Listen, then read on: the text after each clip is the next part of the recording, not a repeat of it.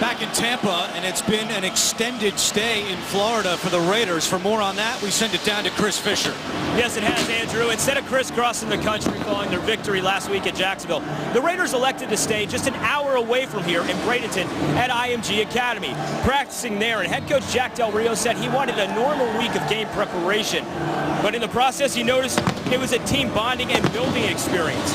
Raiders left tackle and former Buccaneer Donald Penn commented at night he'd look into rooms, and instead of seeing guys out, they were breaking down tape, completely concentrated on today's game. Andrew? All right, Chris, thank you very much. Oakland has won the coin toss, and they have deferred, so Tampa Bay will start with the football. 86 degrees, but it is breezy. 15 miles per hour out of the east-northeast. It was very windy in this area throughout the week. We were at Buccaneers practice on Friday, and Jameis Winston, admittedly afterwards, struggled throwing into the wind. Jack Del Rio, in his second year, was up in Jacksonville yesterday to see his son Luke lead the Florida Gators to a win over Georgia. And on the other sideline, a man he knows very well, Dirk Cutter, who was the offensive coordinator for 5 years in Jacksonville under Jack Del Rio.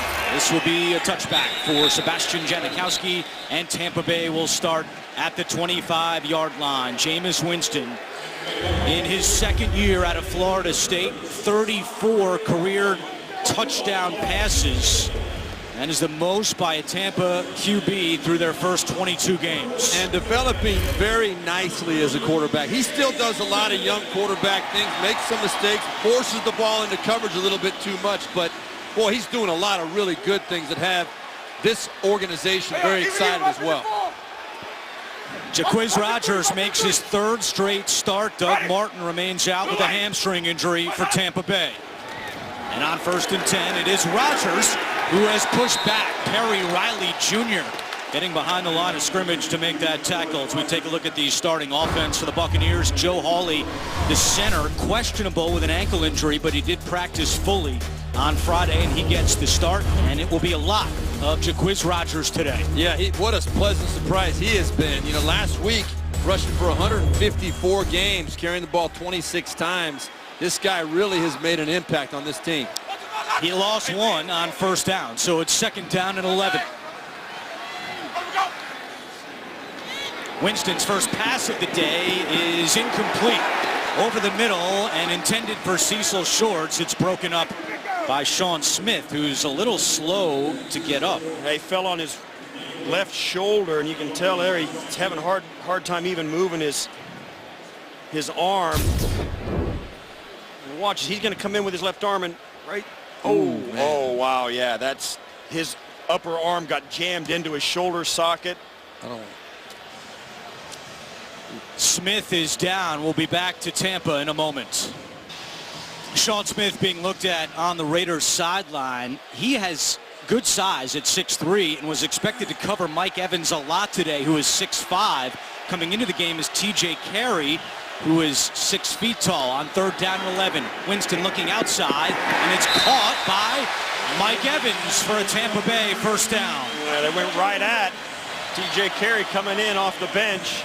Wanted to see if he could get it done. It's just a nice little out route, and that's timed perfectly. He's being guarded there by David Amerson, who for the Raiders has been one of the consistent bright spots. You can bet that that's the adjustment that the Raiders have made. Amerson, the starting corner, is going to try and follow Evans around now. On 1st and 10, Winston looking to go back to the air. Dumps it down low, and it's caught by and then dropped by Cameron Brate. Had it and lost it. It's 2nd down as we take a look at the Oakland starting defense. And Stacey McGee is injured with an ankle today. He will not play. Darius Latham takes his spot up front. Bruce Irvin leads the NFL with 4 forced fumbles. It was David Amerson on the coverage on that Mike Evans 1st down. Yeah, he has been a consistent player for them in a year where their defense has looked bad. He has not. He's played very well, but today he's up against it, manning up on a 6'5", 230-pound Mike Evans. They pitch it, and it's Anton Smith trying the left side and shoved out by DJ Hayden. It brings up 3rd down for Tampa Bay. Anton Smith was the guy that stepped up last week with a few plays too. Caught a nice screen pass that went for about 40 yards against the 49ers. He's a guy that they didn't really have any expectations of coming in and being an impact guy. Just picked him up recently, and he's already making his presence felt. Just his second game with Tampa Bay. It brings up 3rd down and 4 with Jaquiz Rodgers next to Winston. Pressure coming from Mack. Winston chased out by Autry now. Jameis will keep it. Flag is down. Winston into Oakland territory inside the 40-yard line, but we do have our first penalty of the day. Holding offense number 76. 10-yard penalty, 3rd down.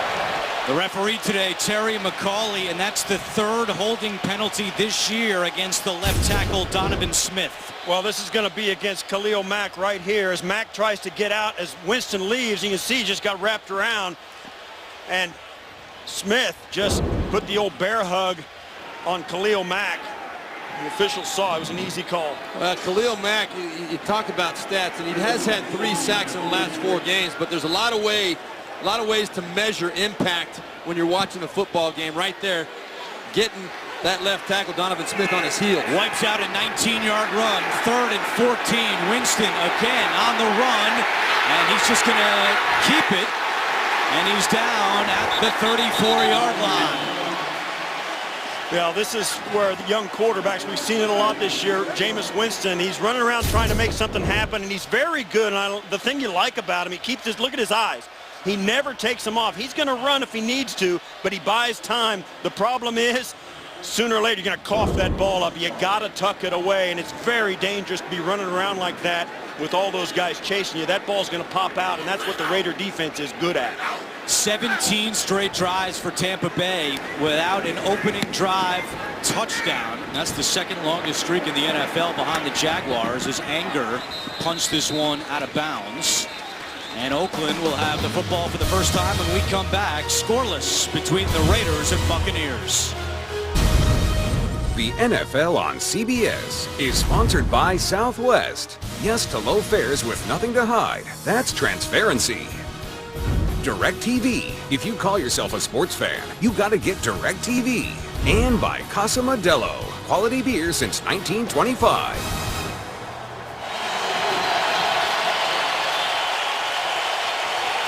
Back in Tampa, 11:43 to go, first quarter between the Raiders and the Buccaneers. The first quarter this year has treated the Raiders well. A plus 24 point differential. Tampa Bay has struggled in the first quarter, minus 22 in point differential. Carr looking to throw on first down. Completes it to Cooper at the 20. Stiff arm to the 24-yard line. And it will be 2nd and short for Oakland. Darryl Smith on the tackle. Derek Carr has thrown a touchdown pass in 13 straight games. That is the 3rd longest active streak behind Andrew Luck and Aaron Rodgers. And he just keeps getting better and better. Everybody in the league's talking about the progress Derek Carr has made. Carr to Cooper gets 8 yards on first down. So 2nd and 2 with Latavius Murray at running back next to Carr. Carr back to the air. To Crabtree. Trying to break free. Lunges forward close to the sticks. And we'll see where they mark it. Chris Conti on the tackles. We look at the Raiders offense in a moment. There is a penalty flag down right near the tackle.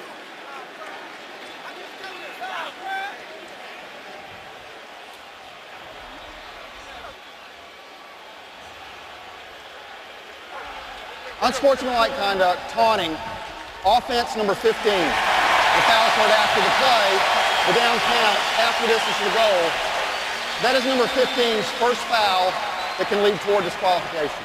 So Michael Crabtree called for the penalty on what was a 1-yard completion. Stuck it right in his face. And that's a good call. Yeah, Conti held on a little too long to his hand, to his foot, and Crabtree didn't like it and stuffed the ball in his face, and that's a penalty, and it's an easy call. One of the things we spoke about in the open is the Raiders are the most penalized team in the league. Those are easy to avoid.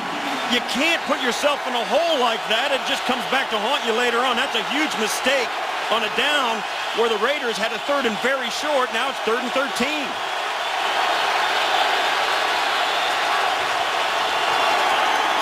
Carr, quick slant. It's juggled and incomplete. Seth Roberts, the intended receiver. And the Raiders, because of that penalty, are forced to send the punt team out. Almost a circus catch by Seth Roberts on this one. He got his left hand back there, almost pulled this thing in. You can see almost pinned it against his body. Not one of Derek Carr's best throws, but you nailed it, Steve Tasker. That penalty was a backbreaker. Field position is affected significantly by this as well. Now punting out of the end zone. Marquette King, the AFC Special Teams Player of the Week, who has the most punts of 50 or more yards in the NFL this year. Trying to boom this one, and he does. Driving Adam Humphries back to the 20. He's got some room to run. To the 30. Humphries cuts back at the 35 and spun down at the 38, but there is a flag, two flags, one at the line of scrimmage and one at the 33-yard line. A 67-yard punt by Marquette King. Marquette King is an absolute force. During the kick, holding, receiving team number 53. 10-yard penalty, first down, timeout. Penalty on Darius Glanton of Tampa Bay. Timeout on the field. Screening saves lives in the NFL and the American Cancer Society encourage everyone to join in the fight against breast cancer. Find out how you can help make a crucial catch at NFL.com/pink. And yesterday, our very own Chris Fisher participated in the Buccaneers 5K to kick off its involvement in the NFL-wide breast cancer awareness activities. The event has helped raise more than $140,000 towards breast cancer awareness and patient services over the past 4 years. Because of the penalty, Tampa Bay backed up inside its own 10 to start this drive with Jaquiz Rogers, and he is taken down by T.J. Carey. Let's go down to Chris Fisher. Thanks, Andrew. We saw his cornerback for the Raiders, Sean Smith, come out of the game on the last defensive series, but also the team physicians have been working on his left shoulder blade area. They've applied heat, they've massaged it, and he even just tried doing push-ups on the field, but it's not working out. Right now he's conferring with team physicians to see if he can get back into this game, Andrew.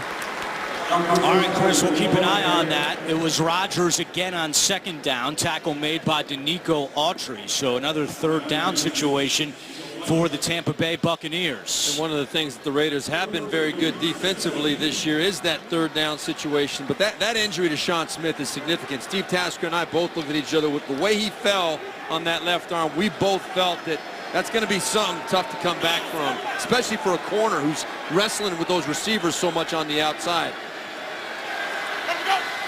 3rd and 3. Winston looking for Evans again. Goes up and makes the catch. Mike Evans with an 18-yard pickup. First down, Tampa Bay. He made the catch over David Amerson. Well, this is the second third down situation. The Raiders have decided to go man up on Mike Evans, and at some point they're going to realize what a luxury to have a 6'5" wide receiver that can get up and get that ball. Jameis Winston's not even afraid of David Amerson get up there to make a play on that thing. Super job by Jameis Winston and Mike Evans. It's another point where they could miss Sean Smith because of his height. He's 6'3", and Sean Smith, we're told, is now going into the Raiders locker room. 1st and 10. Winston in trouble, chased by Mack, and just throws this one away. There's a flag on the far side of the field. This is going to go against the Raiders as well. Holding, defense number 29. Yeah. 5-yard penalty, automatic first down. Already that Mike Evans matchup is spelling trouble for the Raiders. Amerson's having a hard time keeping up with him. Evans is just so big, and you see there the double move, and that's a hold. You can't let Amerson didn't want to let him get up the sidelines, and the officials saw it. This is going to be an issue that's going to be ongoing through this football game. It's Rogers up the middle to the 45, still going, pushing those legs forward to the 49-yard line. Jaquiz Rogers picks up 9. Really cool design in this play. Watch how Jameis Winston fakes a pass out to the outside, and then that draws a little bit of separation. That Raiders defense expands a little bit, and that gives Jaquiz Rogers the seam right up on the inside. A nice pickup on first down. That's great block by Stalker, the tight end, down inside on the hesitation. Great design. We met with Rogers on Friday. He said, I'd much rather run between the tackles than go outside. He loves contact. He gets it again here and cuts it back for a first down. Jaquiz Rogers Into Oakland territory, a gain of 12. Carl Joseph on the tackle. Excuse me, Andrew. One of the things about a back who is only 5'6", we said 5'6", he said no, 5'7". They are really powerful. A guy he weighs over 200 pounds, he can jump cut, and he's hard to find in all that traffic. No huddle for Tampa Bay. Back on the ground with Rodgers trying the left side. And the Raiders do a good job to slow down Rodgers on that first down play. And really, you look at Tampa Bay and their turnaround the last couple of weeks. It's a credit to Dirk Cutter committing to the run.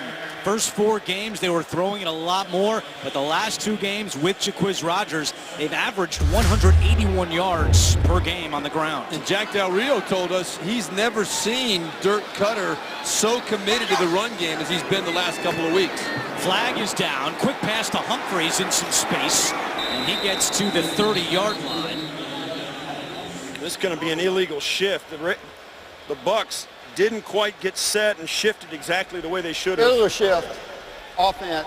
2 men moving prior to the snap did not reset. 5-yard penalty, second down. But yeah, Dirk Cutter, I mean, you know, when you start preparing for this, you see these 2 coaching staffs. Man, there's a lot of guys who know a lot about each other. They've all coached together. Cutter and Del Rio were on the staff together. Mike Smith was with Del Rio for a bunch of years, the defensive coordinator for the Bucs. They know each other really well, and when they notice differences, it's really worth taking note of. Dirk Cutter running the football like he's never done it before. Evans at the bottom of your screen matched up with Amerson again on 2nd and 13. Winston screen pass to Smith at the 40. Smith still on his feet across the 35-yard line. Brings up 3rd and manageable for the Bucs. You know, certain players just have a knack for running certain types of plays. I mentioned earlier that Antone Smith had a big screen pass he ran last week against the 49ers. Right there again, he's got a great feel for selling that he's pass blocking and then slipping outside at the right time behind his offensive lineman, making a nice play. Tampa Bay 2 for 3 on 3rd downs. It's 3rd and 4.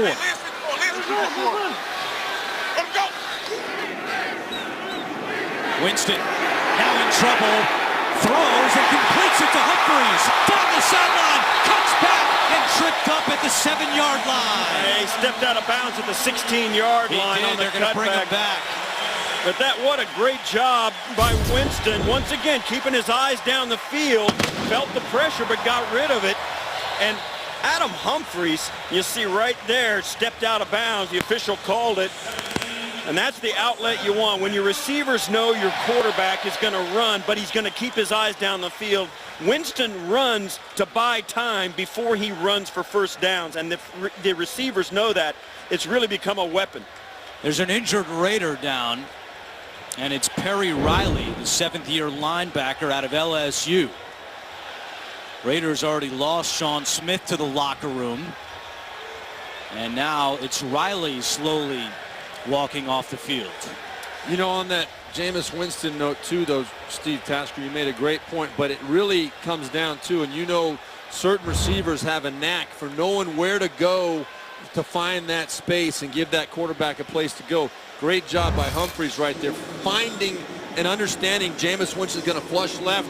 I'm going to get to the sideline, give him a spot to throw that football. Well, what it boils down to, Steve Bernline, is this. The receiver knows what his quarterback wants him to do. When the quarterback breaks contain, he knows what he's thinking, and the quarterback, when he looks out there, sees a guy that understands him and throws him the football. Prior to where the ball was spotted.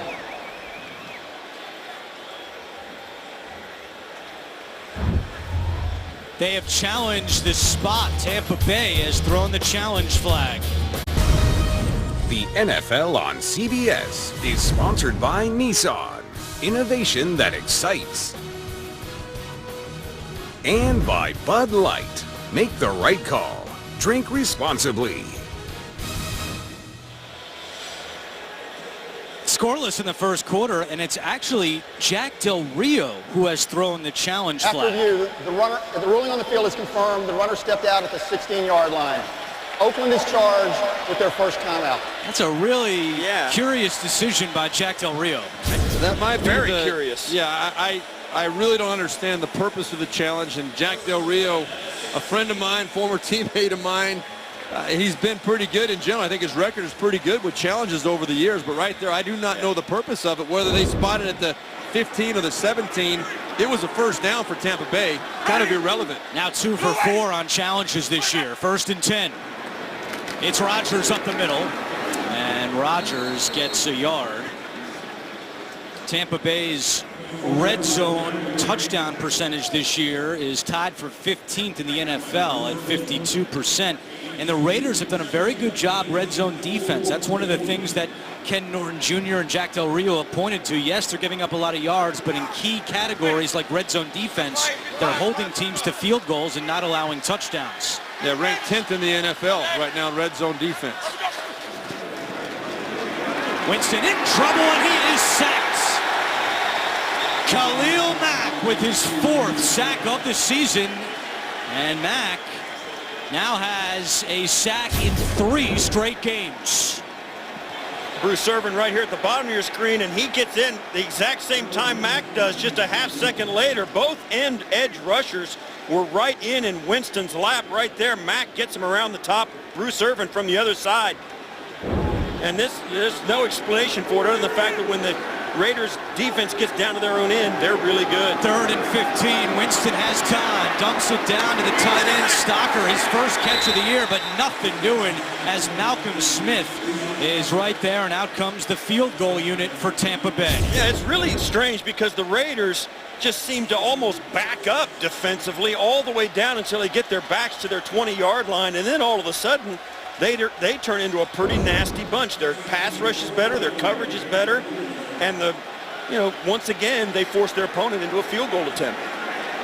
Here's the rookie Roberto Aguayo, who has missed 5 field goals this year. This is from 41 yards. He was 2 for 3 last week in the win over San Francisco. And this kick is good. So with 3:53 to go in the first quarter, Tampa Bay on the board first. They lead 3-0. Start your Halloween night with Kevin James in a scary, funny episode of TV's #1 new comedy, Kevin Can Wait, tomorrow at 8/7 Central, only CBS. 3:53 to go, first quarter. Tampa Bay looking for its 3rd straight win, and they have a 3-0 lead with Jalen Richard back deep to receive the kick for the Raiders. And he will take a knee. Well, we told you earlier, as Chris Fisher mentioned, that the Raiders stayed in Florida after last Sunday's win over Jacksonville. So Tampa Bay actually had to travel further for this game, coming off the win last week out in Santa Clara. Over 2,300 miles, while the Raiders only had to travel 200 miles to play this game today. Raiders have played a lot on the East Coast. They put a lot more miles on the odometer, I think, than the Bucs have all season. 2nd most miles in the NFL this year for the Raiders, behind the Rams. And on first down, it's DeAndre Washington with the carry. Just the 2nd drive for Oakland after the first one stalled because of the penalty against Michael Crabtree.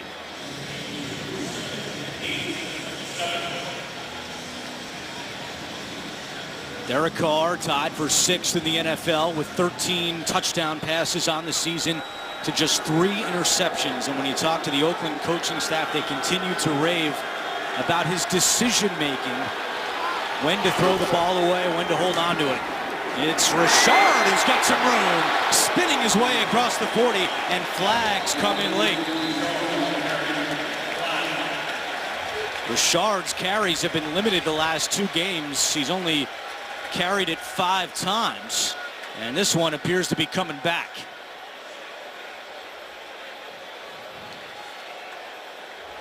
Holding, offense number 66. 10-yard penalty, 2nd down. 3rd holding call this year against Gabe Jackson. We go back to New York, an NFL Today update with JP and Bart Scott. All right, it is over in London. With an ending fitting for a soccer crowd right here. Kirk Cousins going to scramble. Out of bounds foul ball for the 2nd week in a row. An NFL game ends in a tie. Washington, Cincinnati, 27-all. Back-to-back ties for the first time since '97. Back to Andrew Catalan. All right, guys, thank you very much. Second straight week we've had a tie. Following the penalty, it's second down and 18. You're going to have one-on-one coverage on both outside receivers, Cooper and Crabtree. Carr looking for Cooper. Now comes back the other way to Rivera. He's got it for a first down. The tight end, Michael Rivera, picks up 27. Bradley McDougald on the tackle. Well, this play is a great job by Derek Carr. Right here is the receiver going up the seam, but watch how Derek Carr forces his vision this way to the left. That holds the safety in the middle of the field and moves him that way. You see that 2 steps. The safety took to the right-hand side. That allowed a seam and a nice spot for Derek Carr to put that football right in there. Rivera only had 30 yards receiving the entire season. He gets 27 on that play. Moves Oakland up to the 44-yard line, 1st and 10. Latavius Murray. And he's met at the line of scrimmage. Levante David comes up to make that tackle. You can be the first to know your team's news with the CBS Sports app. Get instant updates, expert analysis, highlights, and more. Download the CBS Sports app today.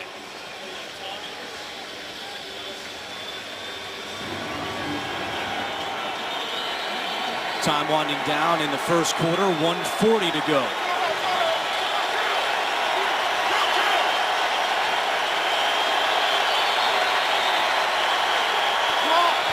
On second down and 9. Carr pump fakes, now throws sideline, incomplete. You know, earlier this week, Dirk Cutter kind of called out the fans here in Tampa, and he told us on Friday, I know I threw it out there, but he said we need their help. We don't want you selling your tickets to Raiders fans, and he said that we really need to create a home field advantage. It's been lacking. It's been pretty loud here in this first quarter. Yeah, he's right to say what he did. He's not afraid or apologizing for it whatsoever. He's basically saying that the fans have to do their part too. They deserve a winning team. We have to step up and win games, but it helps us to have them there. 3rd and long. Carr, pressure coming. Ball is out. And Tampa Bay has recovered. Howard Jones falls on the loose football. Well, and the Raiders turn it over. Excuse me, Andrew. This is a team in the Raiders that doesn't turn it over, and they don't let pressure get to Derek Carr. In this case, both those things go awry. You see, off the edge comes Noah Spence and just gets to him. Comes right in around, doesn't really hit the ball, hits the elbow, and that's a fumble. But that was directly related to the noise, though. We were just talking about it. It was very loud in here on that play. And Derek Carr, I think, a little bit disoriented, didn't feel the pressure coming from Noah Spence. Yeah, and one of the things, too, he pulled that football down. He didn't like what he saw right at the first instant, started to double clutch it and then release it. He just didn't have time to do it. Austin Howard giving up the edge rush to Spence, and that forced the turnover. Second lost fumble this year for Derek Carr. And Tampa Bay with good field position to start this drive, but Jacquizz Rodgers going the wrong way thanks to Bruce Irvin.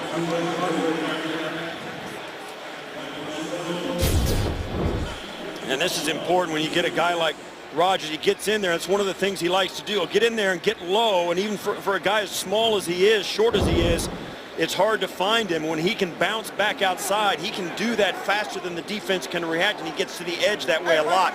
Bruce Irvin did a good, nice job there, holding discipline and keeping the edge. 2nd and 12. Winston over the middle, and it's caught by the tight end Cameron Brate. He's got a Tampa Bay first down up to the 19-yard line, a gain of 17. Well, that was Carl Joseph on the play with good coverage, number 42. You see running right with him across the field, right to left. That ball just thrown right on time, right on the money by Jameis Winston. Carl Joseph in excellent position, the rookie first-round draft choice out of West Virginia.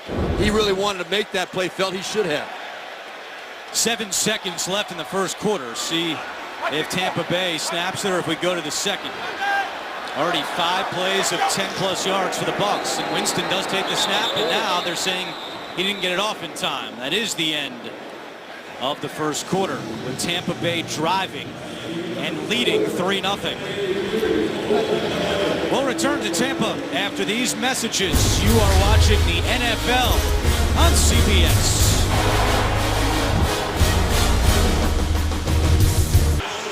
First quarter numbers heavily in favor of the Buccaneers. Oakland only ran 8 plays, turned it over on one of them, and Tampa Bay trying to capitalize off the Derek Carr fumble. They have it at the 19-yard line, 1st and 10. Play action, Winston on the move, looking deep, and it is caught for a touchdown by Russell Shepard. A 19-yard touchdown. Second of the season for Shepard, and they're a point away from a 10-0 lead.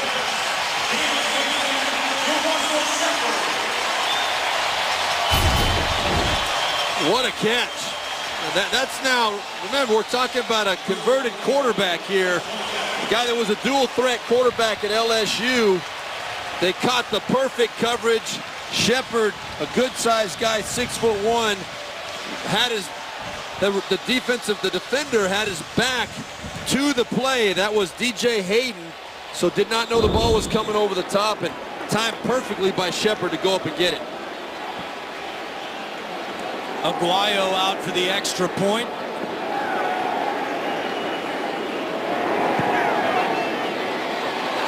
And the kick is good. So off the turnover, Tampa Bay is able to put 7 on the board.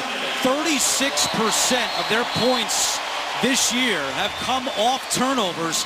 That's the highest in the NFL, and they add to it with the touchdown catch by Russell Shepard. Yeah, Russell Shepard, we spoke to Jameis Winston and Derek Carr.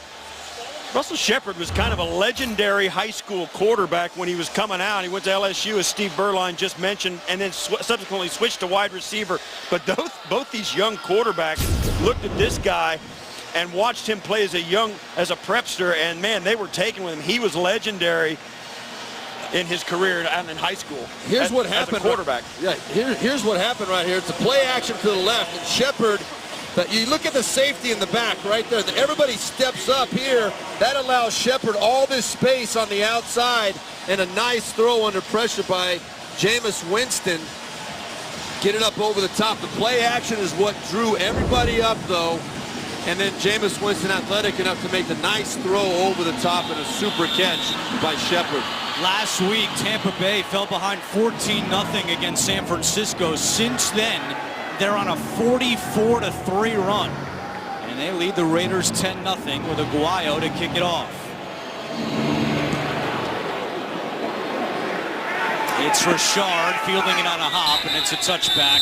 The Raiders will start at the 25-yard line. Well, Derek Carr was, to follow up on Steve Tasker's point, they both played, Shepard and Carr played high school football in Houston, and Carr said that he had interest in going to LSU, but LSU offered Shepard as a quarterback and not Carr, and Derek ended up going to Fresno State. And Jameis Winston told us he used to watch YouTube videos all the time of Russell Shepard in high school. Derek Carr also said he's the only other high school quarterback that I actually went on our bye week and went and watched play because he was that good. So just 8 plays for Oakland so far. They've gained 31 yards, and they trail by 10 with Murray in the backfield.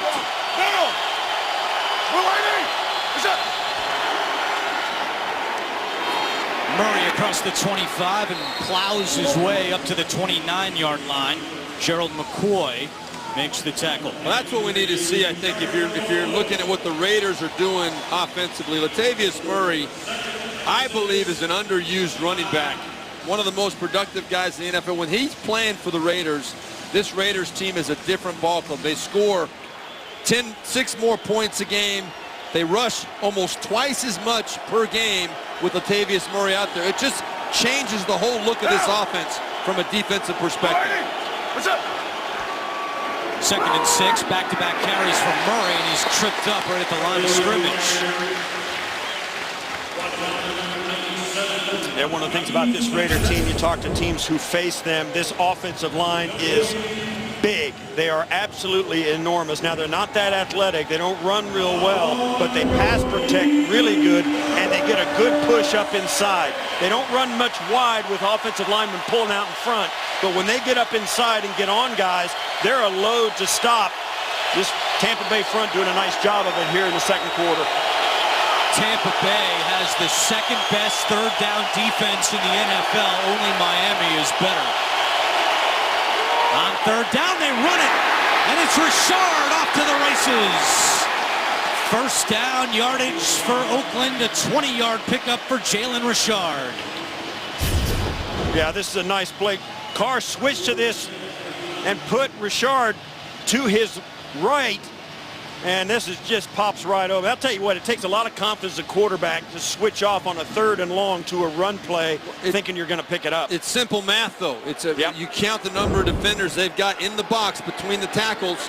If they don't have enough bodies in there, you run it up in there. Great job by Derek Carr. Blue 80. What's up? Play action to Murray. Carr on the move, throwing sideline, and Crabtree is out of bounds. He actually made the catch. He's got great hands, but Vernon Hargraves on the coverage, and it's 2nd and 10. And it doesn't matter that Hargraves pushed him out of bounds.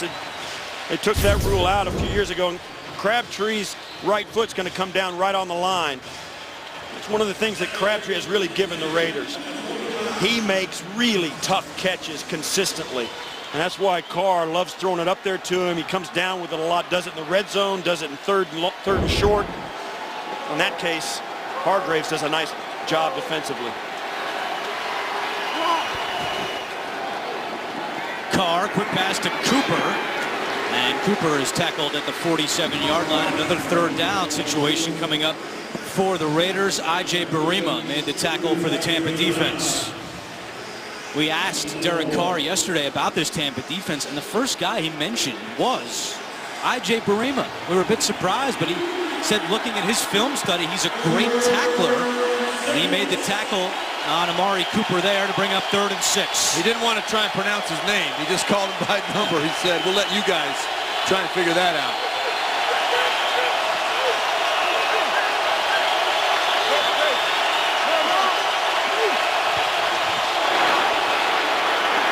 Carr just throws this one away with the pressure coming. Tampa Bay thought that the right tackle, Howard, had jumped. There was no penalty flag. There might be a penalty here. They're talking around. They don't think there was a guy in the vicinity. Carr was inside the pocket and just threw it. Now, Crabtree was kind of down in the middle of the field. Yeah, there it is. There's the flag. I thought Austin Howard moved, too, before the snap. Intentional grounding, offense number 4. Ball replaced, it's a spotted pass. Loss of down, 4th down. Yeah, there's no doubt Derek Carr just threw that ball. There's nobody out there. Watch the right there. You can see on the right-hand side, Howard moved early, but there's Derek Carr felt the pressure. It was a complete screw-up in assignment by the Raiders. That whole play was a disaster from start to finish. And as a quarterback in the pocket between the two tackles, you can't just throw it. Yes, that's a case where the Raiders wish they'd have gotten the false start. Right. So Derek Carr, 4 for 8, 39 yards, and a lost fumble.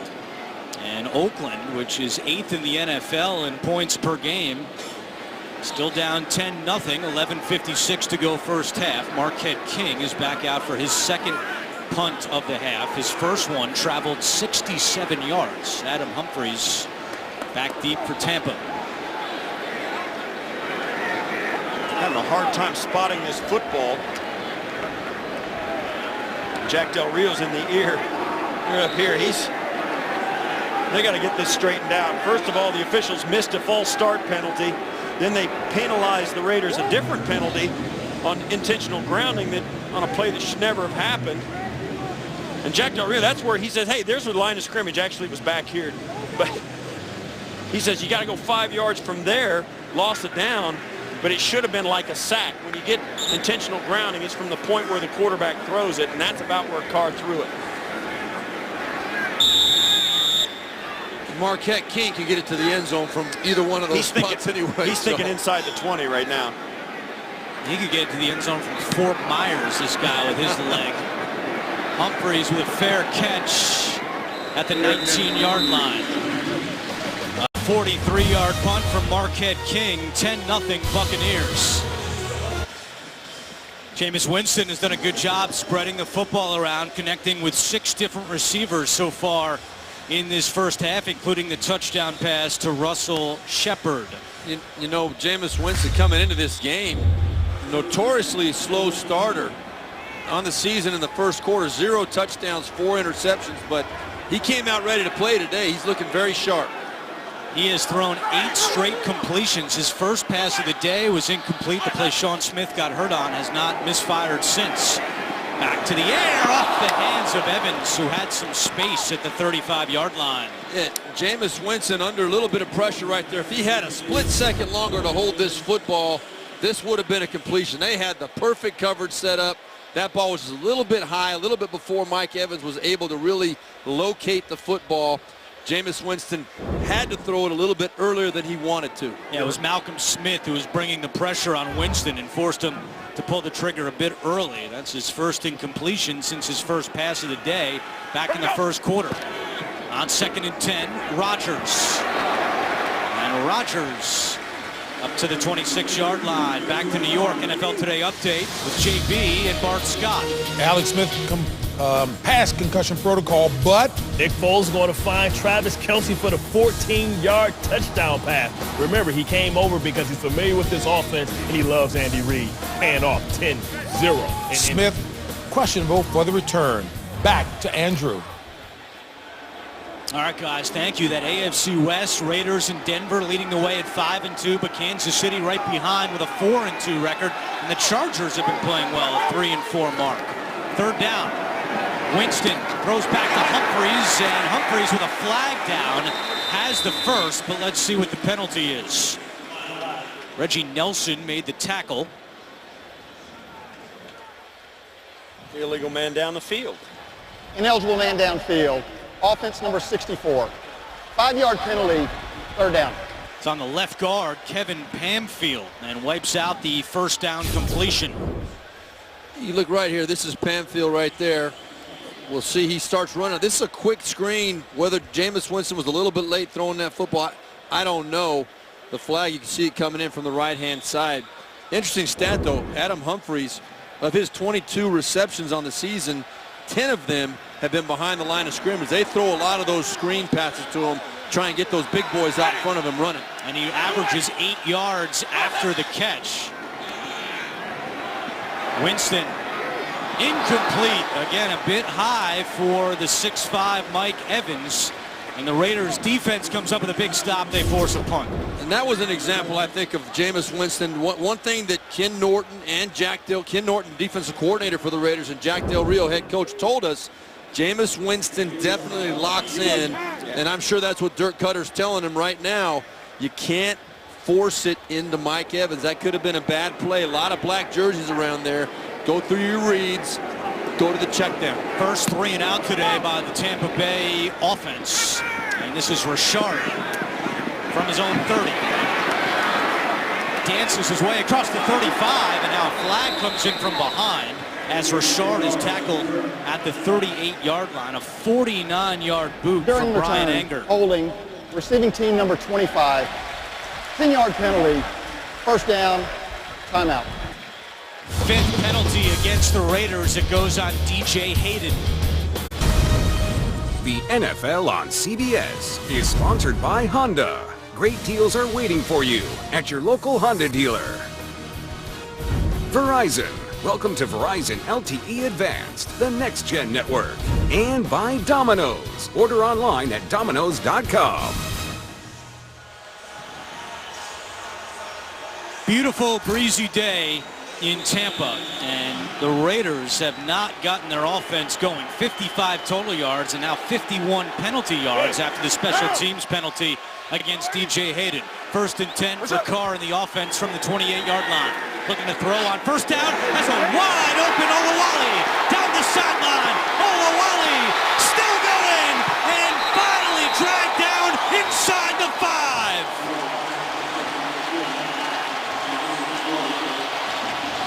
Bradley McDougald caught up at a gain of 68 for Jameis Olawale. There's Olawale right there. He's just going to come straight down the sideline, and it's a complete bust by the Tampa Bay Buccaneers. Not even a play action. Nobody runs with Olawale down the sideline. That is about as easy as it gets in the NFL. Don't know whether the Raiders saw something on tape or whether Tampa Bay just got confused. I think it's the latter of the two, and Derek Carr takes advantage of it. Longest pass play this season for the Raiders. It sets them up with 1st and goal from the 3-yard line. Murray, the running back, and a flag comes in, and the play clock expired. Offense. That's 5-yard penalty. First down. We spoke about it in the open. You just can't let that happen. The Raiders have really, I mean, they've got a lot of penalties. Coming into this weekend, they were the #1 penalized team in the league, and it hasn't stopped. And they're all self-inflicted. But and Derek Carr very frustrated with the sideline saying get the play in quicker. But Derek Carr, he's that 25-second clock or 40, it's right under the goalpost. He's got to know the ball at the 1-yard line. You got to take a timeout right there. So they move the ball back to the 8. Again, Murray, the running back, on 1st and goal. 35 straight red zone drives for the Raiders with points. Longest streak in the NFL right now. Murray makes the catch out of the backfield. And he's tackled at the line of scrimmage. Levante David, William Golston on the stop. I have to go back to that, Andrew. We'll look at a replay here. Nice job running to the flat by the Tampa Bay Buccaneers defense. But that is the job of a quarterback. I know that.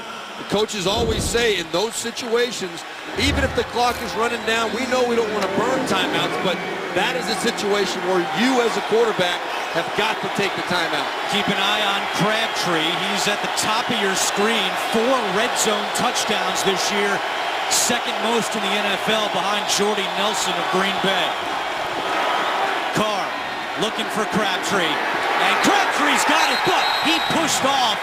And this is going to be offensive pass interference. Yeah, Crabtree said you could tell immediately. He knew he did. Offense number 15. 10-yard penalty. 2nd down. Yeah, he came out, and as soon as he caught it, he saw the flag come out, working right there. And yeah, come on. Now, no question, Brent Grimes embellished, but Crabtree, 2 hands to the middle of the guy's chest, pushed him right off. Well, Brent Grimes did a great job of planting his feet and, making Crabtree either avoid him or run through him. Crabtree obliged. No doubt about it. 2nd penalty of the half on Crabtree for 22 yards, and now 2nd and goal from the 19-yard line. Carr to Richard at the 15. And Richard is wrapped up by Levante David. It will be 3rd and goal for Oakland. Yeah, this is a horrific series of downs for the Raiders. Had the big play to get them down in 1st and goal from inside the 5, and penalties have crushed them. They came out on the first play. They were going to run heavy and just power it into the end zone. Then they got the penalty. Now they've had to spread it out and trying to get it in through the air, and it just could not have gone worse. And you mentioned Crabtree is usually the target. Right here, that's Seth Roberts. He's been targeted 3 times in the red zone, and he's got 3 touchdowns. 3rd and goal. Carr, end zone for Crabtree, broken up. Vernon Hargraves, the 1st-round pick out of Florida, got a hand on that one, and out comes Sebastian Janikowski. Well, you go back, and this was a great coverage by Hargraves. Crabtree didn't really have a chance to get this one, but it really does go back to that delay of game penalty. You get the ball down to that 1-yard line, you cannot take that 5-yard penalty in that situation. I don't care who's at fault as far as calling that play on the sideline, not getting it in. The quarterback has to be aware. The Raiders average 75 penalty yards per game. They already have 66 here in the 1st half, and Janikowski's 31-yard field goal is good. With 8:15 to go, 2nd quarter, it's a 10-3 ball game. A few weeks ago, Buccaneers players and business staff joined together for the team's annual hometown huddle. The goal was to help renovate the Sulphur Springs Resource Center and Community School. Some of the activities included painting picnic tables and buildings, adding new landscaping, and leading the kids through Play 60 drills. Some of the kids and adults dressed up today. Happy Halloween from all of us here at CBS. 8:15 to go, 2nd quarter. And the Raiders have trimmed into the Buccaneers lead. It's 10-3 with Janikowski kicking it away. And Ryan Smith, this was right at the goal line, scoops it up. And Smith Still going. He's tackled at the 15-yard line. That happened a couple of times last week for Tampa Bay against San Francisco. Dirk Cutter was not happy with his special teams play last week. Well, he got caught. It looked right at the end. It looked like the ball got caught in a gust of wind. It blew it about 3 feet away from him, and then it's just whatever he can get. By that time, it's too late. The Raiders missed a couple of tackles inside the 10 that could have put him in deep trouble. As it is, he made a nice effort to get it to the 15, but still, you know what? bad play. You know what else I'm seeing? Look at the shadows. They're behind the Raiders, so that ball was probably caught up in the sun because it looked like he misjudged that ball. Third time today, Tampa Bay has started inside its own 20-yard line. First and 10 from the 15. And they keep it on the ground on first down with Peyton Barber. Khalil Mack makes the tackle. You go back to that last Raiders drive and the 68-yard play by Olawale. First and goal, Raiders set up in great position, but that delay of game penalty, that just cannot happen. And you wonder why maybe a timeout wasn't called in that situation by Oakland. Well, they had blown a timeout when they tried to do it. Really was a frivolous challenge, what we thought. So they only had 2 left, and then they didn't use a timeout right in that situation when they should have.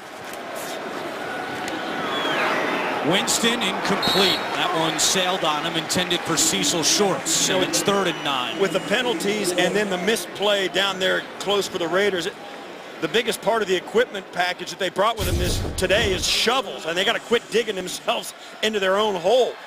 And we were at Buccaneers practice on Friday. It was a bit windier then than it is today, but Winston told us after that he had a tough week of practice with this wind. Yeah, and it's blowing today again, as Chris told us in the open. It's definitely affecting passes. Flag is down. Free play for Tampa Bay, and Winston completes it to Mike Evans, but now another flag has come in. Now this is going to go against the Raiders as well.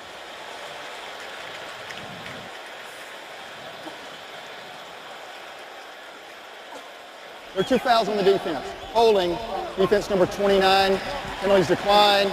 Offside defense, number 53, that penalties decline. First down. 14-yard completion to Mike Evans, and the penalties continue to pile up on Jack Del Rio's Raiders.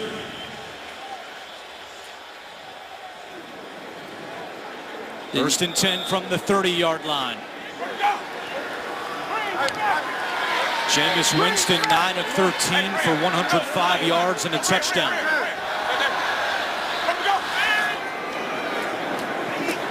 Winston, pump fakes, now chased. And then he's going to keep it himself and slides down. And a late flag comes in. Wow, it's ridiculous. The Raiders are absolutely given. Personal foul, unnecessary roughness. Defense number 53, hitting the head of a sliding quarterback. 15-yard penalty, automatic first down. Well, Malcolm Smith can't do this. And Jameis Winston does a nice job. He slides short of the first down right here. And not only is this, it's late, and he can't even fall down on it. You can't do that. Just poor decision. I know it's not a big vicious hit, but he can't do that. He can't do it. The rule is the rule. It's ridiculous. And the Raiders, I mean, somebody on the Raiders sidelines got to huddle those guys up and say, hey, listen, stop. Just stop. And to this point, that's been the story of the game for the Raiders. It's been them inflicting success on the Buccaneers. Winston to Humphries, and he is stuck by DJ Hayden. Steve Berline mentioned that close to half of Humphries' catches this year have come behind the line of scrimmage. That was another one, but DJ Hayden was well aware. But DJ Hayden sniffed it out. Good scouting report, good preparation on his part. Not afraid of Humphries running up the field in general and knowing the situation, trying to get a good first down play. He sniffed it out, made a nice stop, put him in a 2nd and 11 situation. With 6:20 to go in the second quarter. Jaquiz Rogers on the delayed handoff has a bit of room. And he is tackled at the 42-yard line. It will be 3rd down for Tampa Bay. One thing about this Tampa Bay offense, Steve Berline, you and I were talking in the break, they almost tell Jameis Winston when he cannot throw it to Mike Evans. He looks at him so much, they throw those behind the line of scrimmage passes to guys like Adam Humphries so that he'll look at least once in a while at another receiver. 3rd down and 6. Winston, and that one is nearly intercepted.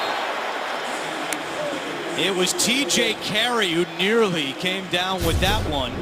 And it'll be 4th down for Tampa Bay. Yeah, Cecil Short's not scaring Carey whatsoever. And boy, lucky to get away with that one. The Tampa Bay Buccaneers are. Carey very easily could have pulled that one in. Well, that's one reason as well why Jameis Winston looks for Mike Evans.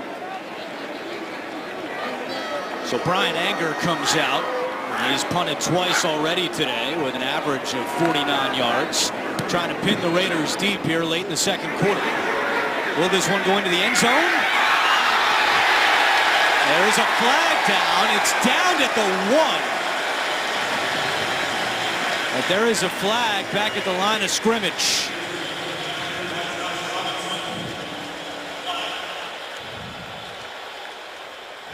And guess what? It's against the Raiders again. During the kick, illegal use of hands to the face. Receiving team number 75. Half the distance to the goal. First down. Timeout. That's on Darius Latham. So Oakland will be pinned deep to start their next offensive drive. The NFL on CBS is sponsored by Hacksaw Ridge from director Mel Gibson, in theaters Friday. And by State Farm. Talk to an agent today at 800-STATE-FARM.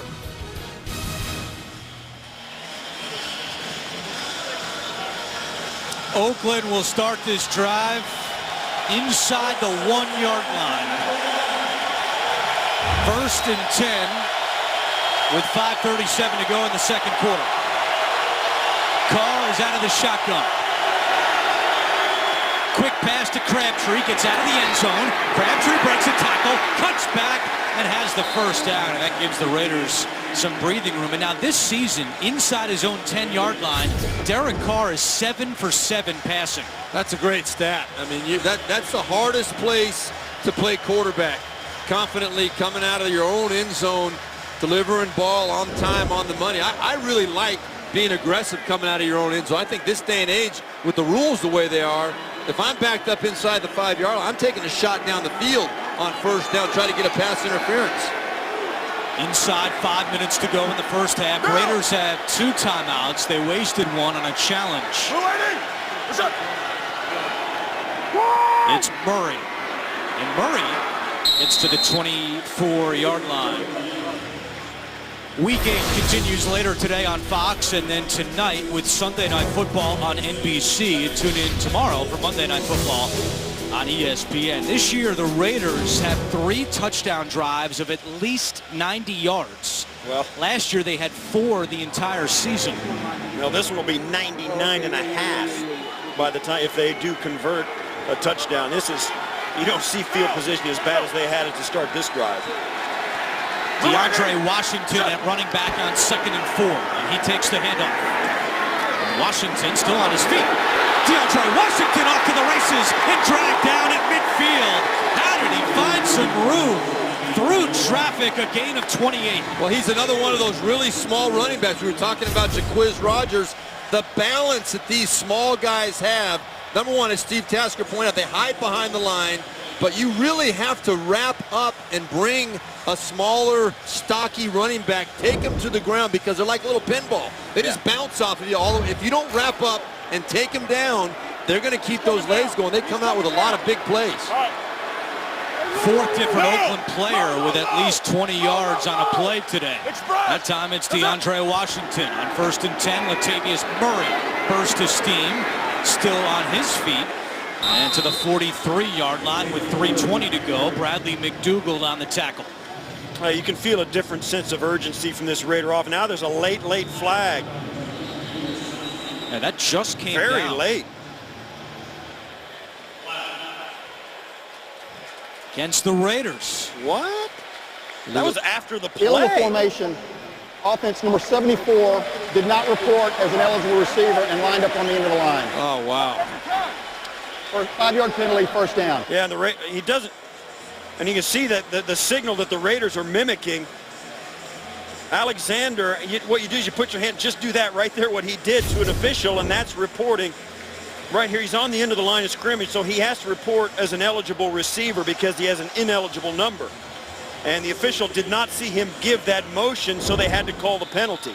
Wow. You got to make sure, as a player, you got to make sure the official acknowledges the gesture. You can't just do it and expect it to be good enough. It's on the rookie, Vidal Alexander. So first down and 15. 86 yards and penalties for the Raiders in the first half.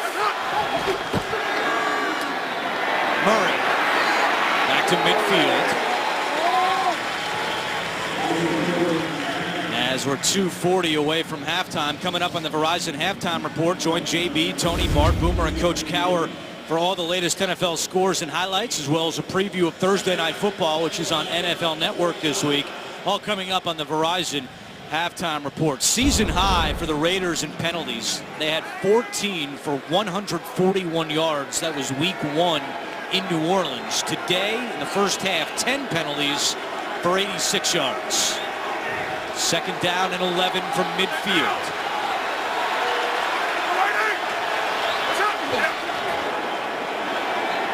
Carr over the middle of Murray, makes the catch and leveled immediately. That was Quan Alexander, and it takes us to the 2-minute warning. Here in Tampa, Buccaneers lead 10-3. Oakland's offense has found a groove here in the second quarter, piling up yards, but still just 3 points on the scoreboard. And at the 2-minute warning, they have a third down and 6.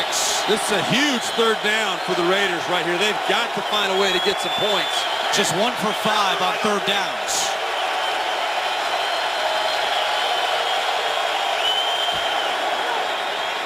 Carter, Richard, and Tampa Bay not fooled. Robert Ayers, who missed the last 4 games with an ankle injury, makes the tackle, and it's 4th down. Well, the Raiders went back to a play they ran earlier with success. Only 6 guys in the box for the Buccaneers, and then they walked the safety down into the box. Bradley McDougald came in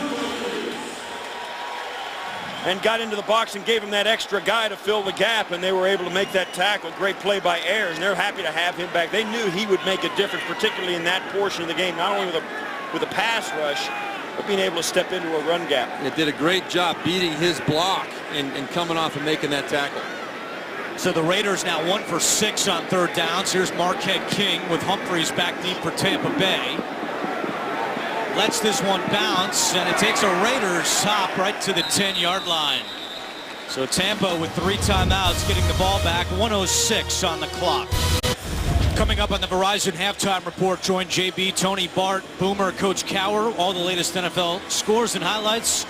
Also a preview of Thursday Night Football on NFL Network. It's all coming up on the Verizon Halftime Report. All right, if you're Dirk Cutter, 3 timeouts. You got the ball on your 12-yard line. How do you play it here with Jameis Winston in the offense? Well, I would expect that Dirk Cutter right here would come out with a screen pass or a draw play. That's the most common way that coaches start out 2-minute drives, especially backed up in their own end zone, and try to see if you can pop a nice play to get you in good position. They do run it on first down with Rodgers across the 15 to the 16-yard line. Jack Del Rio has 2 timeouts. Yeah, there's no reason for Tampa Bay to go into an offensive shell here. They got the lead, and they got this is why you got Jameis Winston, and this is the kind of offensive spot where you want your young quarterback and these weapons to move down the football field, and the Raiders haven't stopped them. No, they're using the time, using the clock. I like kind of what they're doing back here. Jack Del Rio will probably burn a timeout after this play to try and get Tampa Bay to punt. Another run with Rodgers. Let's see if Del Rio calls timeout here. I don't know. I think that's a resignation right there. I mean, you're just trying to get to halftime. Well, you're backed up in your own end zone. You got a young quarterback. I don't think you throw it in that situation at all. I think Dirk Cutter, everything he's doing right now, I believe is 100% right. All right, well, don't throw it, but I think you use the time in your timeouts. Try and get some first downs anyway. I mean, you got to do something. There's no reason to tuck your tail and run in at halftime. Try and get something to happen. I mean, if worse comes to worse, you punt it away. That is the half. Raiders will receive the second half kickoff. This is the fewest points the Raiders have scored in the first half this year. They had 7 week 2 against Atlanta. Penalties, a big story, with Oakland being penalized 10 times for 86 yards in the first half. And let's go down to Chris Fisher. Thanks, Andrew. Jack, 10 penalties in the first half. Does it feel like self-inflicted wounds, and what do you tell your team? Oh, totally. Yeah, no, we really stopped ourselves offensively in each of these drives where we haven't scored. It's been a matter of self-inflicted penalties. So, yeah, we've got to clean that up, obviously, and got a lot of football in front of us. Thanks, Jack. Andrew? 10-3 Tampa Bay. We'll be back with the Verizon halftime report after this message and a word from your local station. You're watching the NFL on CBS.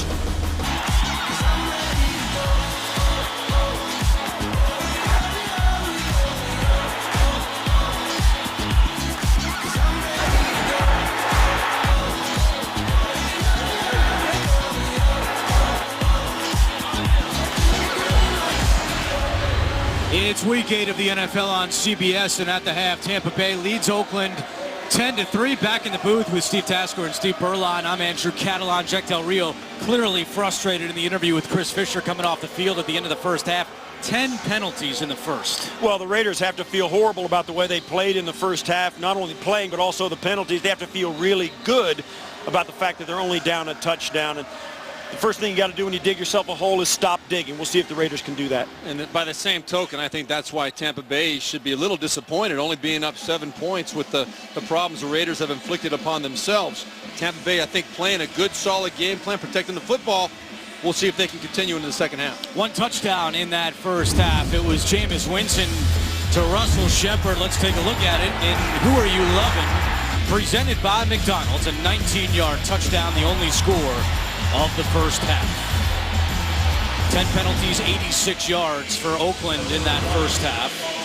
But they will receive the second half kickoff. Jalen Richard back deep. And Aguayo, who made his only field goal attempt in the first half, will kick it away. Oakland trying to go 5-0 on the road for the first time since 1977 when John Madden was the head coach. They'll start the second half at their own 25-yard line, and we start with a report from Chris Fisher. Thanks, Andrew. Dirk Cutter telling me coming out at half that he's pleased with the defense, how effective they've been in limiting Michael Crabtree and Amari Cooper. Just 4 catches for 29 yards. While on the offensive side of the ball, he likes what Jameis Winston is doing by spreading the ball around. But they need to be more consistent in running it. And the win has definitely been a factor. He says if his wide receivers get their hands on it, they need to haul it in. Andrew? All right, Chris, thank you very much. Oakland has been penalized on every single one of its offensive drives so far in this game. On first down, Carr. Sidearm toss, complete to Clive Walford, but not much doing on that play. You know, it was Bradley McDougald on the stop. Sorry about that, Andrew. But when you look at what's going on with the Raiders, a nice play by McDougald here to make the tackle, but the Raiders always have notoriously been the most penalized team in the NFL. But when you look at Jack Del Rio's history, the head coach of the Raiders, during his tenure in Jacksonville, his team, the 8 years he was there, 03 to 11, they were the second least penalized team in football. It's a huge priority. It always has been to Jack Del Rio. On 2nd and 9, Olawale on the carry, and he's met at the line of scrimmage. 3rd down and long for Oakland. Golston on the stop. Take a look at the first half numbers. Raiders had more total yards than Tampa Bay, but just 3 points, and clearly the penalty is a big story. Only 1 turnover in that first half. It was the Derek Carr fumble. Well, if you're losing penalty count by a long ways and you're turning it over, you're going to have a hard time winning games. The Raiders have a whole half to get it together. We'll see if they can. 3rd down and 9. They were 1 for 6 on 3rd downs in the first half. Carr has time. Zings one over the middle to Cooper. And Amari Cooper into Tampa Bay territory. A gain of 28. Well, this starts with the protection of Carr. He has a lot of time. Doesn't feel it. That's a nice double move by Amari Cooper. That's why the guys got all those catches. Hargraves having a hard time with that double move. And that's what a route by Amari Cooper, and Carr didn't look anywhere else. He was staring him down and gunned it in.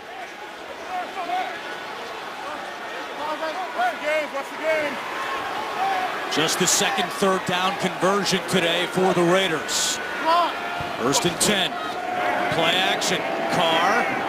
The screen pass to Murray. And Murray gets a yard. On that third down play, Cooper got the better of Vernon Hargreaves. Not the first time these two have gone against each other. 2014, an SEC showdown between Florida and Alabama. And while Hargreaves did not cover Cooper the entire game, Amari Cooper had 10 catches for 201 yards and 3 touchdowns. Hargreaves said it was the first time in his life where he felt the guy he was going against was significantly better than him. And he said it helped him become a better pro. They're matched up again today. Quick pass right back to Amari Cooper. And Cooper out of bounds. It will be third down for the Raiders. Yeah, to his credit, Hargreaves admitting that that was the first time, but he was only a sophomore at the time. He was just a young guy, and Amari Cooper was a seasoned college player at that point. You see, that guy, Amari Cooper, he's such a threat to go the distance every time he touches it. That's why you see the Raiders doing it both ways. They threw him the deep crossing route down the middle. They'll also throw him the whip screen, get the ball in his hands, and let him do something with it. Carr is 4 for 4 on this drive for 33 yards. It's 3rd and 6. Carr over the middle, Roberts, and that one is incomplete. No, they're giving it to him. They're moving the chain. Wow. Got it. Yeah, the Tampa Bucs. Bay is saying you should challenge this. They did not think that Roberts brought it in. And that angle might be tough to overturn. Oakland hurries to the line, and they get the playoff. So great job by Derek Carr to make sure that Dirk Cutter could not get another angle at that catch and throw the challenge flag. Well, even if things stop right now, it's a good catch, because a good play by the Raiders, because it's a 4-point catch or 3-point catch, because right now they're in field goal range. They weren't before this catch. And that was a smart job of getting up and going no huddle, because even so, I mean, you'd like to think Roberts did catch it. He got up and started to run, and that's a good reaction for a player catching it. That's a great job by Carr, making sure it counted. 2 third down conversions on this drive for Oakland. Pressure coming. Carr steps up. Looking end zone for Cooper. Incomplete, but there's the flag. In the end zone. Brent Grimes came in late and made contact with Cooper. He tried to go up over the top. Defense number 24. The foul occurred in the end zone. The ball will be placed at the 1-yard line. First down. Well, it gets worse, because back at the line of scrimmage, 2 defensive linemen for the Bucs are on the ground. Carr lays this out there. Watch Grimes come over the top and try and make a play on it. You can't go through him to do that, and that was significantly affected Cooper's chance to get that catch. It was early. It was a bad decision by Derek Carr to throw that. It was a super job by Grimes of reading the route, and Derek Carr talked about it. Grimes is very smart. Good play there. There's an injured Buccaneer, William Golston, down at the 40-yard line. We're back to Tampa in a moment. William Golston walked off under his own power, the 4th-year man out of Michigan State. The penalty brings the ball down to the 1-yard line. Second time this year Brent Grimes has been called for pass interference. So watch this 1st and goal play from the sideline. Something to keep in mind, Derek Carr does not have a rushing touchdoon in his career. Murray is the running back, Olawale at fullback. Play action, Carr on the move, tosses it, and it's caught by Donald Penn, the former Buccaneer. His 4th career touchdown reception, and that feels extra special for the man who was cut by Tampa Bay after the 2013 season. He didn't even try to hide it during the week. He said, I'm not telling you this is just like every other game. This is important to me. He wanted to come back and play well against his former team. He never forgot. He had a good stretch here in Tampa Bay, and they released him. And now that he's become a Raider, he's actually playing some of the best football of his career. And right there, that has got to feel extra, especially good. That's got to be some kind of record. 6 receptions he's had in his career, 4 touchdowns as a tackle in the NFL. You got to start him on your fantasy team next week. Donald Penn, he's a red zone threat. Hey, kudos to Jack Del Rio and Bill Musgrave, too, for designing that one during the week. Extra special for the veteran Donald Penn, who spent 7 years with Tampa Bay. He ties the game at 10. The NFL on CBS is sponsored by Southwest. Yes to low fares with nothing to hide. That's transparency. McDonald's. I'm loving it. And by the all-new Chrysler Pacifica, imported from Detroit.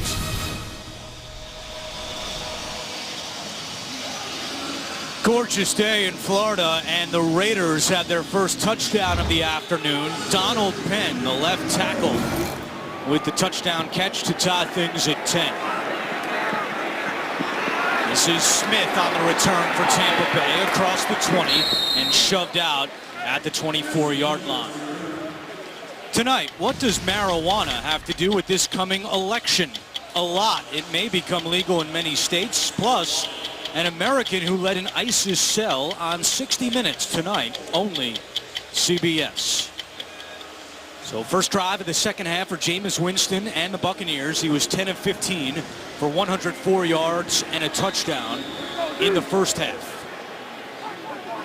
Jaquiz Rodgers, 12 carries, 50 yards, and Mike Evans leading the way at wide receiver, 3 catches for 45 yards. Play action on 1st and 10. Winston in trouble, and Winston is spun down. Second sack today for Khalil Mack. He just would not get fooled. He sniffed out the bootleg. Big hard play action, and Khalil Mack, and I'll tell you, Jameis Winston turns around. Last guy he wanted to see was Khalil Mack. Unfooled on that play, and that was an easy sack for Mack. Dirk Cutter called him a game wrecker earlier this week, and he has been in Winston's grill all game long. 4 tackles, 2 sacks, 3 quarterback hits for Khalil Mack. 2nd and 15. Winston looking deep down the middle of the field, incomplete. He overshoots the intended receiver, Cecil Shorts. TJ Carey and Carl Joseph on the coverage for Oakland. Well, since Tampa Bay scored that touchdown, it's been all Raiders in terms of yards. 204 to 39 for Tampa Bay. Jameis Winston needs to be very careful here in this situation. 3rd and 15, obvious passing situation. Protect the football first and foremost. Winston again looking deep for Shepard, and that is way overthrown, and a quick 3 and out by the Tampa Bay offense. Second time today that Oakland is forced a 3 and out. Yeah, and I think Jameis Winston was kind of thinking, you know, maybe something good will happen, but that ball had no shot. He did not give Shepard any kind of play on that ball. It was 5 yards overthrown on a deep route. And, you got to think maybe the sack had something to do with it. One, make sure he got rid of it on time or get rid of it a little quicker. But that was a bad series to start the second half for the Buccaneers. Anger from his own 5-yard line. This is a short punt. Good hang time. Anger leads the NFL in hang time, averaging 4.74 seconds. It's a 48-yard punt. Raiders going back on offense. With NFL Mobile, stream live local Sunday afternoon and primetime games live on your smartphone. Learn more at NFL.com/mobile. 9:13 to go, third quarter. We've got a tie game between the Raiders and the Buccaneers. Oakland trying to go to 6-2. Tampa Bay looking for its first home win of the season. On 1st and 10, it's a handoff to Latavius Murray up the middle, and Murray to the 40-yard line. You got to be impressed with what the Raiders have done coming out this second half. Both sides of the ball. They got after Tampa Bay on the first drive, finished it off with a touchdown, force a 3 and out, then come right back with a nice physical run to start this second drive. Whatever Jack Del Rio told this team at halftime, they've come out with a different mentality here the second half. First 3 possessions, Oakland had 19 yards. The last 3, 188 yards. Andre Holmes in motion. And they go back to the ground with Murray. This time the right side and across the 45-yard line. And that's good for an Oakland first down. Quan Alexander on the tackle. Well, that's one of the things about the NFL. You've got to be able to go in at halftime and make some adjustments. Some teams, particularly veteran teams with elite quarterbacks, can make adjustments on the fly, particularly offensively. But your coaching staff is responsible for giving you some things at halftime that will help you be successful. Certainly the Raiders look to have done that at this half, aside from just saying, hey, don't get penalized.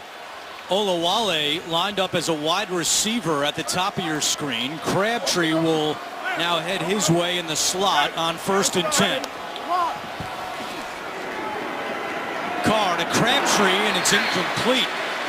Looked like Crabtree should have had that one.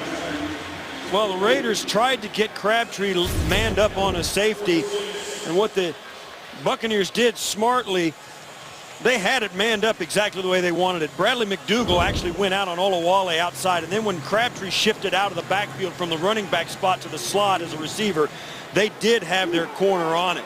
So the Buccaneers were all over that play, and even though maybe the Raiders make something out of it after that, the Buccaneers were on that shift the way they should have been. Second drop this season for Crabtree. He had 8 last year. Carr, and that pass is caught by Amari Cooper, and he's inside the 40 for another Oakland first down. Ajay Barima makes the tackle, but a gain of 16. Nothing fancy here, just a little delay slant.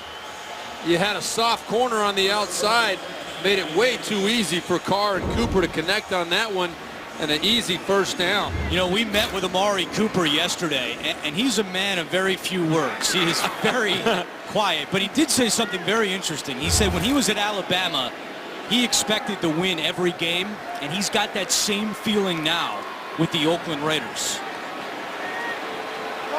7 minutes to go, third quarter. Carr to Olawale, and he can't get around that tackle by Levante David. Well, that's an athletic play by David. Wow, they had it set up exactly the way they wanted it. Watch as Carr plants, puts a little sizzle on this, and Donald Penn just can't find David. David's slicing in to make that catch. If he doesn't make that tackle, or if he doesn't force Donald Penn to slow up, that's a big, big play for the Raiders. If Donald Penn makes that block, that is a big play. You're exactly right. Instead, they get 1, and it's 2nd and 9. Give to Washington, and Washington picks up a couple of yards. 3rd down for Oakland. We've spoken so much. Steve Berline, you and I have been debating it. Jack Del Rio, when he was at Jacksonville as their head coach, they were the least penalized team over the course of his tenure, the second least. And now the Raiders, they've got more talent on this team than he ever had in Jacksonville, and they're struggling to keep the flags off the field. I'm interested after this play to hear your theory on why that is. 3rd down and 6. Carr looking deep for Cooper. Separation. Touchdown. Amari Cooper. A 34-yard score, and the Raiders take the lead.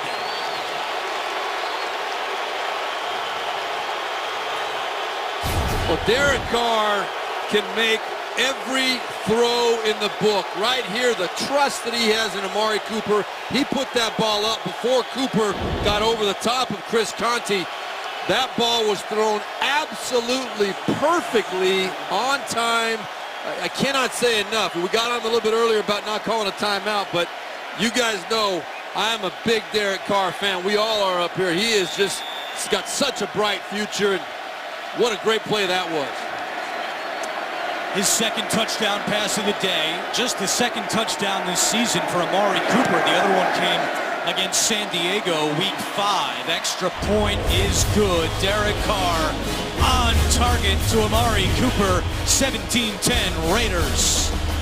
The NFL on CBS is sponsored by FedEx, helping small businesses simplify e-commerce. And by Geico. 15 minutes could save you 15% or more on car insurance.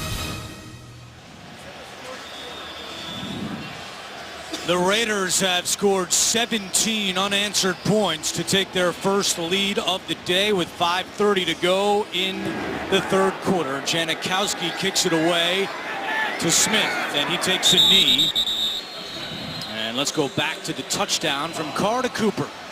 Well, I want you to look at Amari Cooper lined up in the slot right here. This is Cooper, and then look at right here. This is Chris Conte, the safety up top. Now, what's going to happen? Cooper's going to run right at him, and that freezes Conte, and then Cooper goes over the top, and watch how early Derek Carr lets this ball go. You see Cooper running right at Conte. Conte sets down right there. He breaks down, and Carr is ready to throw that football. That is a tough throw to make. Carr puts it up there right on the money. Perfect execution. Let's see if Tampa Bay can answer. 1st and 10 from the 25-yard line. Jaquiz Rodgers at running back, and Rodgers picks up 3 yards on the play. Go back to Amari Cooper. There was a great story in the Mercury News out west by Jimmy Durkin this week. He went back to Cooper's hometown in Miami. And Cooper learned to play football on a blacktop, on a basketball court. And in the end zone, there was a big tree. And one of his first touchdown catches was running into the tree. He said he had to make the catch, got a huge knot in his face. But as he told us last night, there was no way he wasn't going to bring that ball down in the end zone, even though the tree was in his way. His family is here today making the drive from Miami. Rodgers has a Tampa Bay first down. Malcolm Smith on the tackle, a gain of 9. This is a big drive for Tampa Bay to answer now. They're losing control of this game. The fans so excited in the first half. Now you can sense a little bit of wind taken out of their sails. The bottom line is that Dirk Cutter, head coach, and Jameis Winston, these guys need to step up, give the right opportunities to the players on the field. They got to step and make the plays. And after starting 8 of 9, Winston is just 2 for his last 8 for 13 yards. Rodgers, and he is wrapped up and thrown down by Shalik Calhoun. Man, that was a little bit of almost like the old suplex from wrestling.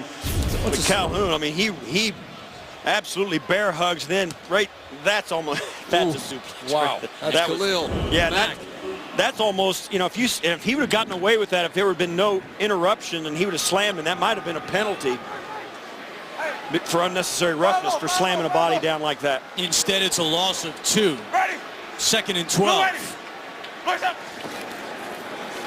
Winston with pressure coming, hit as he throws, and it's incomplete. Jameis Winston took a shot that time. It'll be 3rd and long. It was Perry Riley bringing the heat. This Raiders defense really has turned it up a notch since about the middle of the second quarter. In this second half, the offense coming out scoring 2 touchdowns has really pumped some life into it. You see the possessions after that touchdown for Tampa Bay, nothing but punts. And the Raiders really have been dictating. They've been getting a lot of pressure on Winston. They've seized the momentum of this game. 3rd down and 12. Winston in the shotgun. Mack coming off the edge. Winston is incomplete, looking for Cameron Brate. It was Malcolm Smith on the coverage, and again, the Raiders applying pressure, forcing Winston to throw earlier than he wanted to. Yeah, Winston knows he has got to throw this football on rhythm, whether his receivers are ready or not. The ball has to come out or he's going to go down. This pass rush of the Raiders, while it's not a jailbreak, it is coming and it's getting there on time. So Winston has to take the drop, hitch up, and get rid of it, and his receivers are not giving him big enough windows to make those completions. Jameis Winston now 2 for 10 since the touchdown pass in the second quarter to Russell Shepard. And here comes Brian Anger to punt. Richard back inside his 10-yard line. And Richard just gets to the 13-yard line with 3:09 to go in the third quarter. A 55-yard punt by Anger. Tonight, there's a very special guest star on Madam's Secretary. JB plays himself. Don't miss it. Madam's Secretary tonight at 9/8 Central, only CBS. JB. Don't wait by the phone, Berline. They're not calling you. 17-10 Raiders. And Carr, with a flag down, completes it to Michael Crabtree. Raiders have not had a penalty this half. Roughness. Offense, number 72, leg whip. Half of it is to the goal. First down. First penalty this half. It goes against the Raiders. It goes against Donald Penn. Donald Penn, can't see him on that look with right there. Just a good, solid, safe start to that drive. At the top of your screen right there, Donald Penn, when he gets beat, Yep. back to the inside, he tried to protect his quarterback, kick that heel up.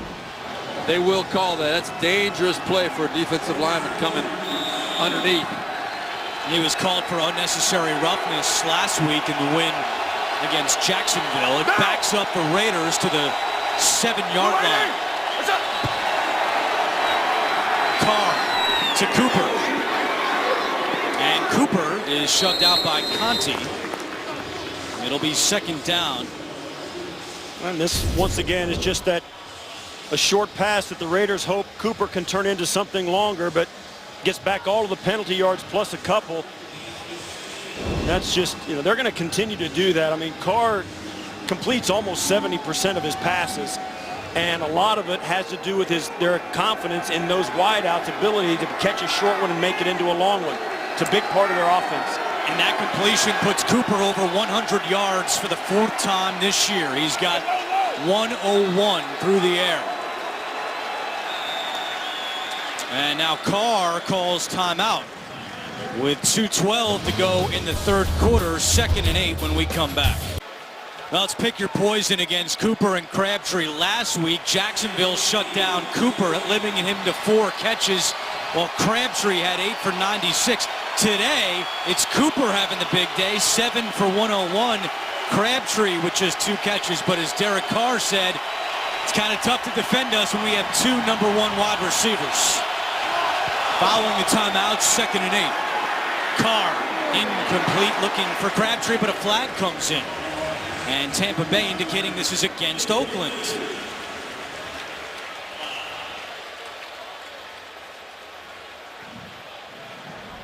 Illegal use of hands to the face. Offense number 74. Half the distance to the goal. Second down. Second penalty today on the rookie, Vidal Alexander. Right up here. Playing left tackle. Came in as an extra offensive lineman on that play outside Donald Penn, the original left tackle. Now he stands on the sideline. That was a heavy package for extra protection for Carr. I don't know that I would have accepted that penalty. I would have given him 1 down to make 8 yards rather than 2 downs to make 16, 17. Carr to Roberts, and he's crunched. Quan Alexander hit Roberts as he tried to bring it in, and now 3rd and long for the Raiders. It's a nice job by the defense. They sniffed this out. You're going to go for like they've been doing down inside their own 20-yard line. They go for the short completion and try and make something happen. And this time the Bucs were all over it, and it was a hard tackle that almost ended up in a catch, fumble, recovery, but not enough time for the receiver to come down with it. Instead, it's 3rd and 16. Oakland is 3 for 3 this half on 3rd downs. Carr completes this one to Rivera, but he is well short of a first down. Levante David wraps him up, and that's a big stop for the Buccaneers on defense. And the Buccaneers now almost guaranteed, even with Marquette King punting, they're guaranteed to get decent field position on this drive. Big 3-and-out stop by their defense. So Marquette King from his own end zone, he already has a 67-yarder today. His season long is 72 yards. Adam Humphries awaiting the punt at his own 40-yard line. And this one is shanked by King. You don't see that very often. It does get a friendly roll, and now there is a flag down back at the line of scrimmage. That's a rare misfire from Marquette King, although he did get a nice hop to make it a 43-yard punt. Now let's see what the penalty is.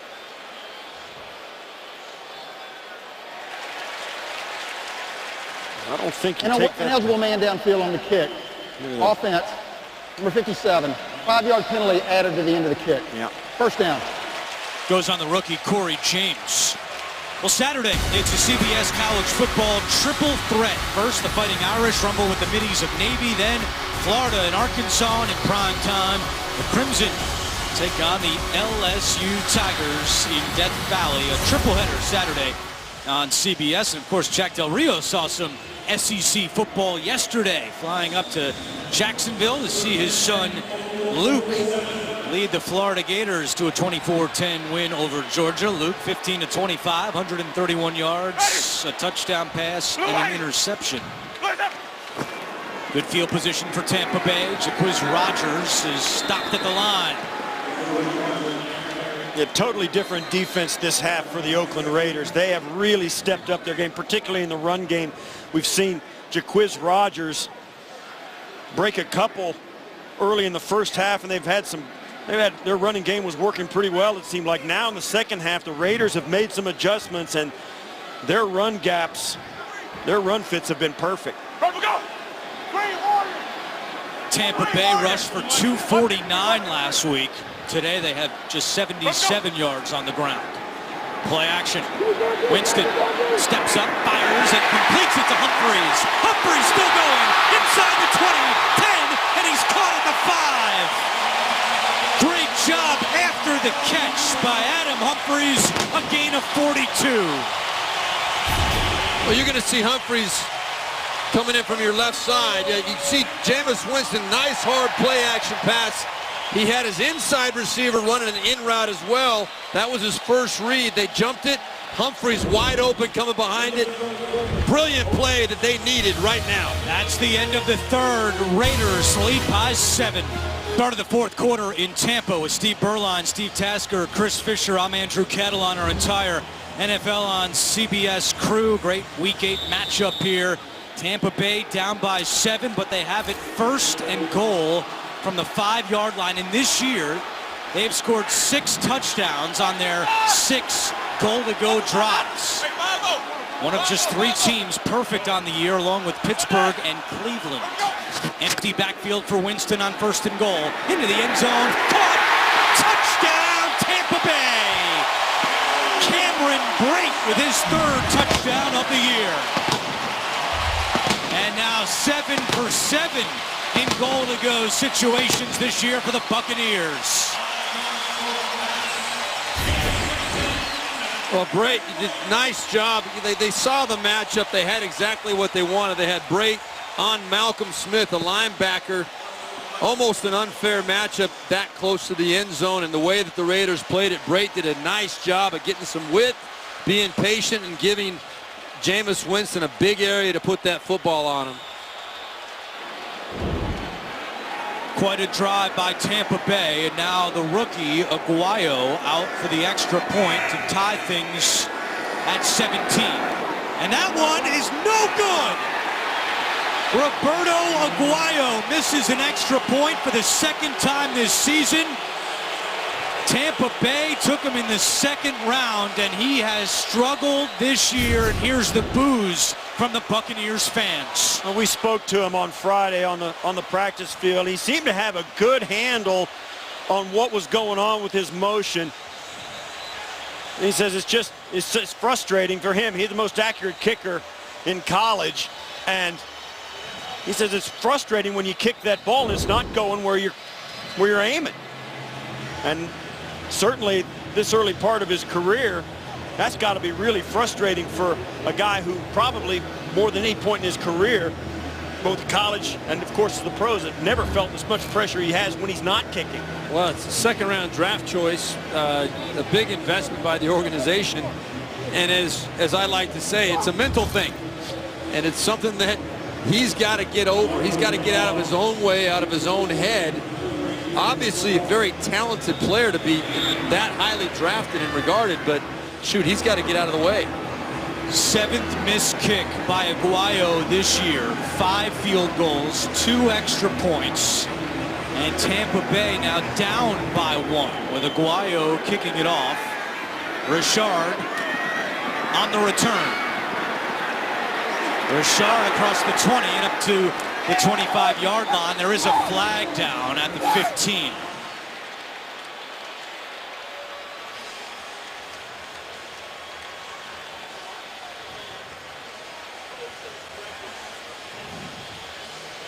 Terry McCauley has been busy today. 18 accepted penalties in this game, 13 committed by the Raiders. There's no foul for offensive holding during the return. First down. Except there won't be one here. Let's go down to Chris Fisher. Thanks, Andrew. Prior to the game, Roberto Aguayo was seen out on the field with a notebook. I asked him what he was doing. He said he was plotting the field, figuring out where divots were and where creases were in the field. He says it was no different than a PGA Tour golfer going out during a practice round and figuring out the lay of the land of the course. So far, obviously, it hasn't worked out too well for him. They misread the green on that extra point, and that's all too common for Buccaneers fans this year out of their second-round pick. First and 10.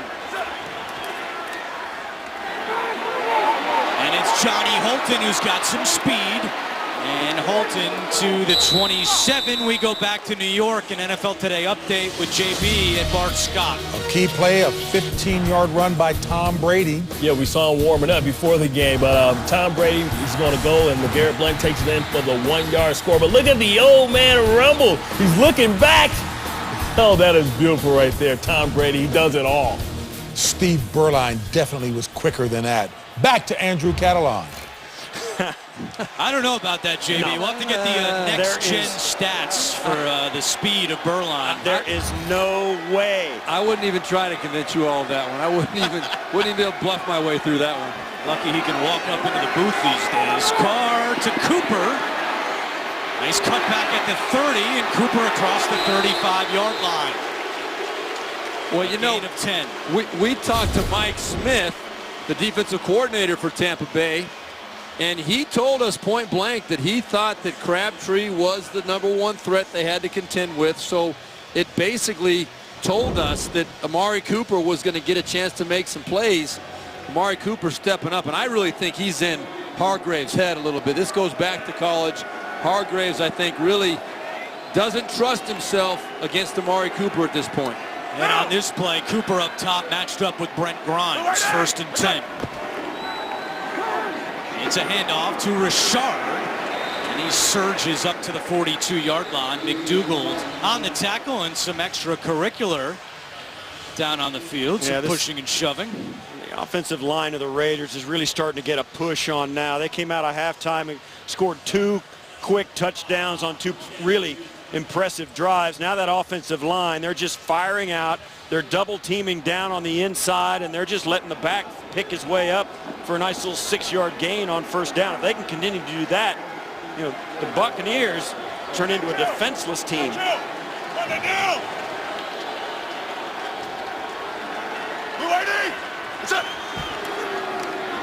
Back to Rashard.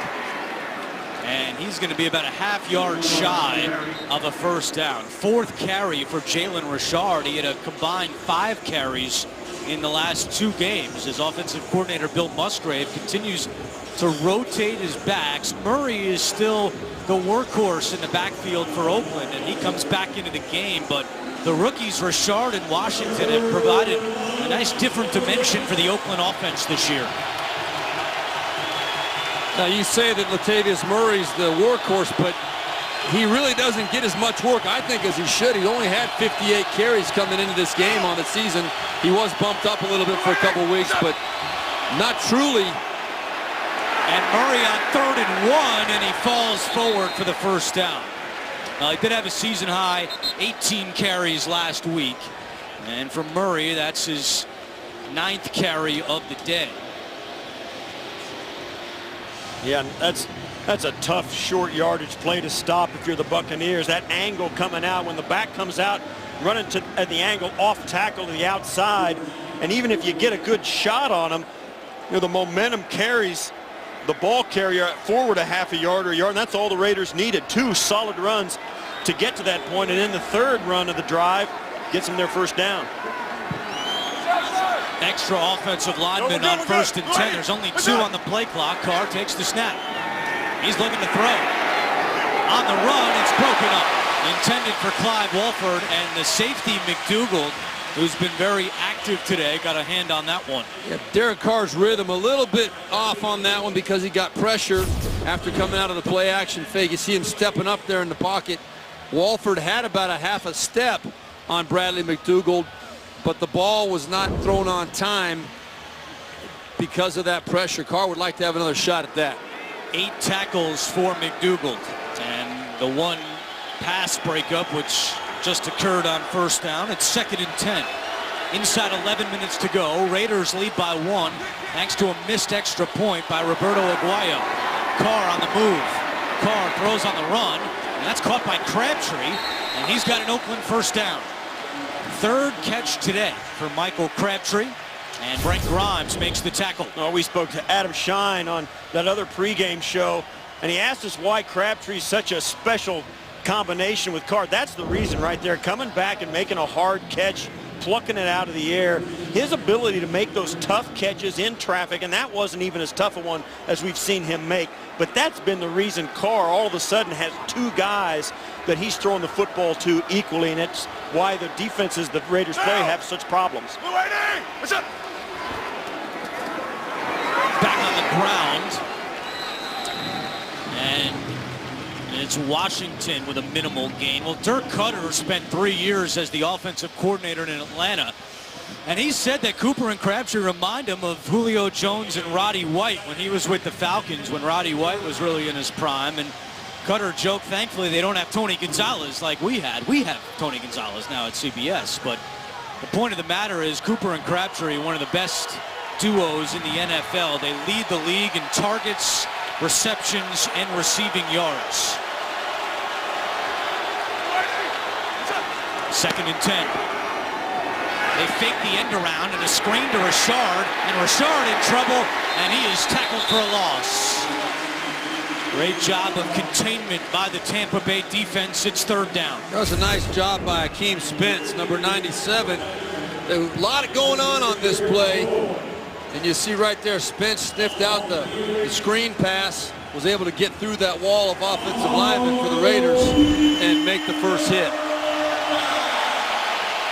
Gerald McCoy was the one coming up the middle, getting a little bit of pressure on Carr as he came out of that play action fake. Let's see what the Raiders do here. They try to go for it all or maybe just get half the yardage so they get in Janikowski field goal range. 3rd and 13. Carr looking for the big one, and it's incomplete. Over the head of Crabtree. And from there, it would be a 60-yard field goal, and they send out the punter, Marquette King. And Amari Cooper on the other side had separation from Grimes. Carr looking for Crabtree instead. Now the true one-on-one coverage was to Crabtree. Grimes had help over the top on that play. On the replay, it looks like he's wide open, but the read took Derek Carr to the one-on-one coverage. King punting to Humphreys, trying to pin him deep. And that one out of bounds. Let's see where they come up to mark it.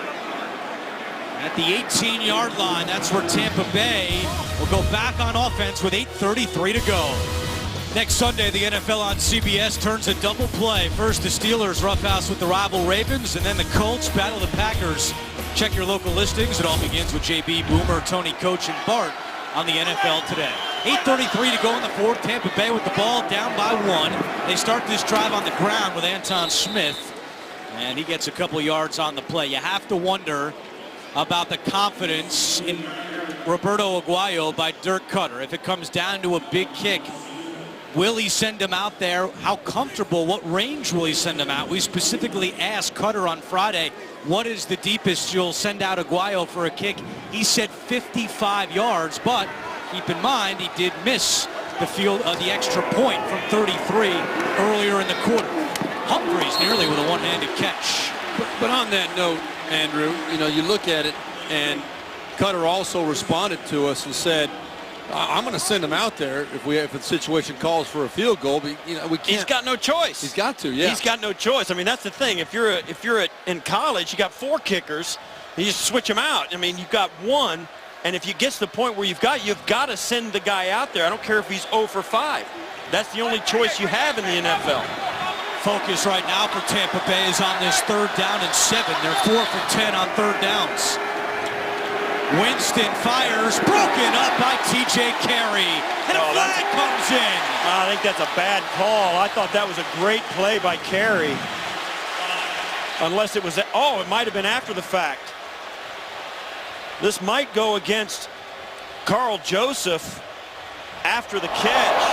Personal foul, unnecessary roughness. Defense number 42. Illegal contact in the head of the defensive player. 15-yard penalty. Automatic first down. That's exactly what it is on Joseph, and Russell Shepard, the injured Buccaneer, is still down. The NFL on CBS is sponsored by Auto Trader. Find your perfect new, used, or certified car on Auto Trader. The Home Depot. More saving, more doing. And by Pizza Hut. No one out-pizzas the Hut.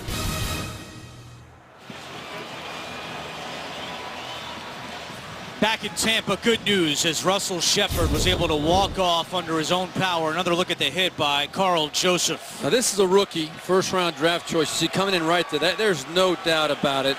In college, I believe he would have been kicked out of the game for targeting, coming in with his head on the defenseless receiver. It gives Tampa Bay a first down. Winston loading up deep for Mike Evans, incomplete. That's the first time that Evans has been targeted since midway through the 2nd quarter. And Jameis Winston wants this one back. Evans had it over the top, just inches.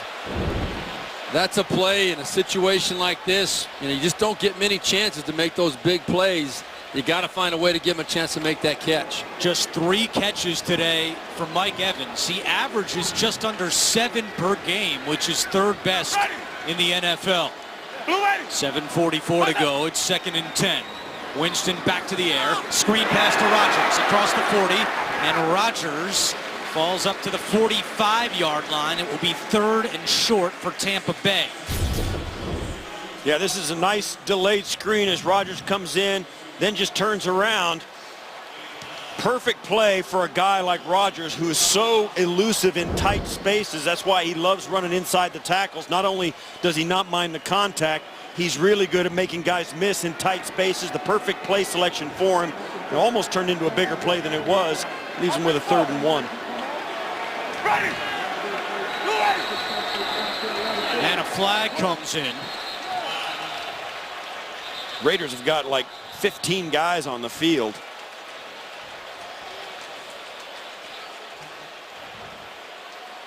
That would be illegal. I'm pretty sure it is. I might be exaggerating. Defense, 12 men in formation. 5-yard penalty. The foul occurred prior to the timeout request. 5-yard penalty, first down. Another first down given to Tampa Bay on this drive because of a penalty. They still have 12 on the field. Yeah, I mean, that's just one walking off now. 1, 2, 3, 4, 5, 6, 7, 8, 9, 10, 11, and the 12th guy. And Dan Williams, number 90, just walking off right now. He didn't seem too excited to get off the field either. But you can't play with 12 any way you slice it. A season high, 15 penalties now for the Oakland Raiders. 4th time that one of their penalties has given Tampa Bay a first down. Jameis dumps it down to his tight end Stocker. And Stocker has another Tampa first down. Darius Latham on the tackle. This is an excellent job by Stocker. Everybody goes down the hard play action. He just kind of comes out and just turns around. Just makes himself available. Lets Winston look down, try and get the big play look. If it doesn't happen, just finds the dead spot in the Raider pursuit and gets a nice little first down catch. Perfect job by Stocker. And Russell Shepard is back in the game. A great sign there for Tampa Bay with 6:15 to go.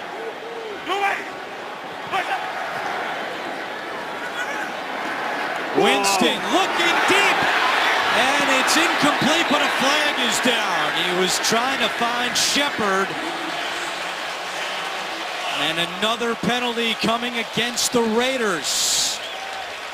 It'd be illegal contact. Pass interference. Defense number 25. Automatic first down. Yeah, Shepard was running a double move, and Hayden bid on it. And very smart play, actually, by Hayden to take the penalty And the bottom line is that saved the touchdown. Well, I don't know, but if it saved the touchdown or not, but I know this, Jameis Winston has overthrown receivers all day long on the deep ball. And you got to wonder, too, we've talked to them, they were really upset about the wind this week. They couldn't throw deep in practice all week. Maybe that's a sign they didn't get enough work on it. 11 incompletions today for Winston, but another penalty gives Tampa Bay a first down. Winston is able to complete this one. It goes to Shepard, who receives a nice hand from the Tampa Bay fans. But, going back to that play, though, that it didn't matter where the ball was thrown. DJ Hayden hit Russell Shepard and knocked him off his route because he was beat on a double move. While the ball was in the air. Yeah, the ball was beat. There's no way he could have gotten there to make that catch. No, even if it comes worse, tackle the guy because you can't let it take the chance it's going to be a touchdown. 5.5 to go, fourth quarter. Second down and 5. It's Rodgers trying to reverse field, extra effort, and he's right near the chains. So, if you're Dirk Cutter, in terms of your play calling here, I think you got to be a little more aggressive, knowing that Aguayo has struggled this year and has already missed an extra point. For example, if it's 3rd and 1 and you get stopped on 4th and 1, you would think this is a gimme field goal, but nothing's been a gimme for Aguayo this year. Well, but I think in Dirk Cutter's mind, he would challenge himself to think as a head coach should about situational football. You can't let the emotion get into it. You got to make the call that your gut is telling you is the right call. Raiders.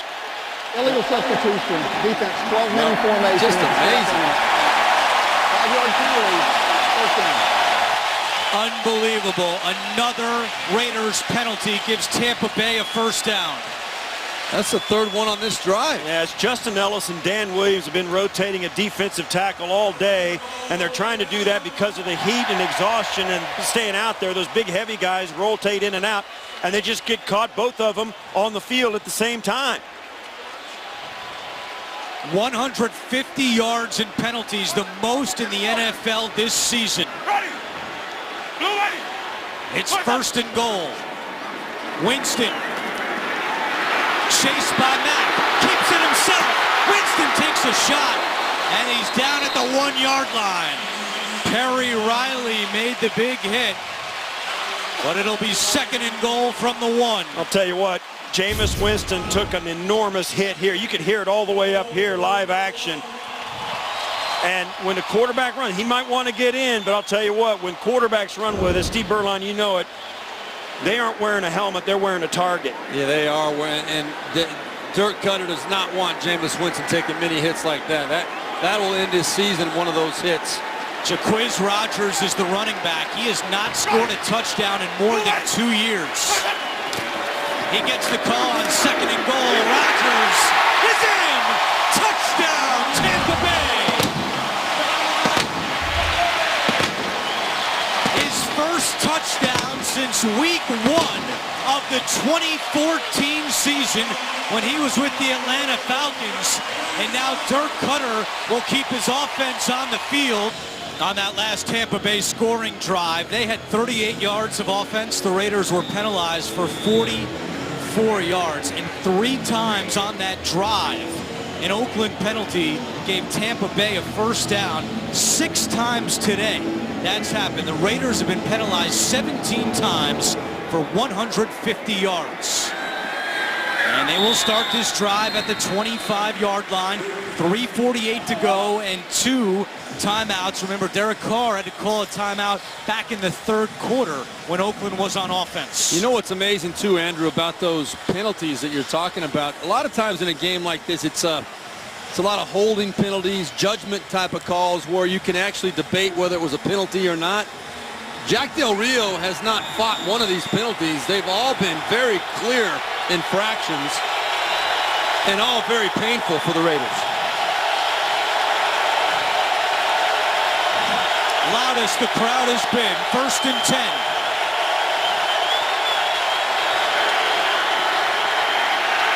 Carr has good protection.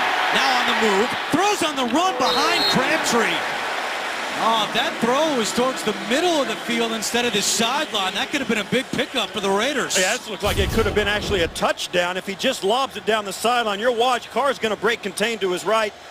Watch where this throw goes and where it should have gone. It should have, look, right out here is where he should have thrown that ball. The little arc on it, Crabtree's gone. Little touch, that you're exactly right.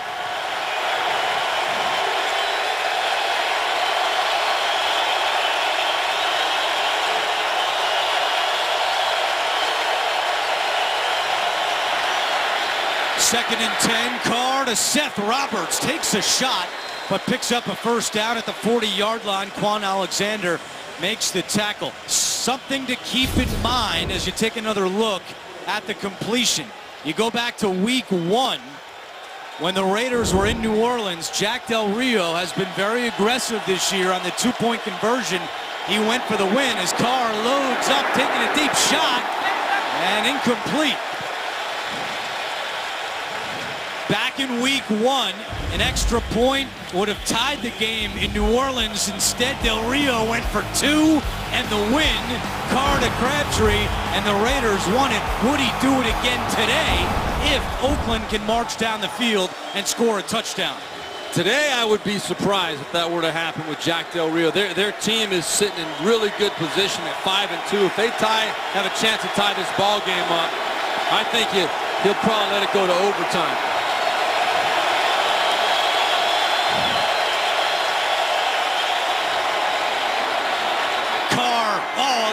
Zip on that fastball, complete to Walford into Tampa Bay territory, a gain of 17. At this point of the game, if you look back across this season, this is when the Raiders have been really clutch. They go into Baltimore, had a late touchdown, the two-point conversion that we just saw gave them a win. They have been good at this point. It's all centered around Derek Carr. No huddle for Oakland on first down. Carr to Cooper. What a catch!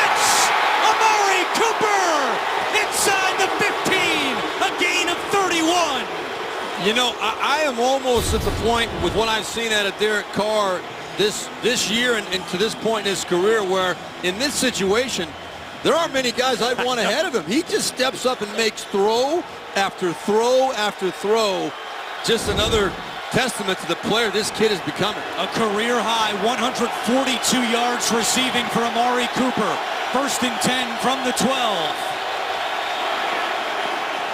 Carr to Roberts. Did he get feet in? No.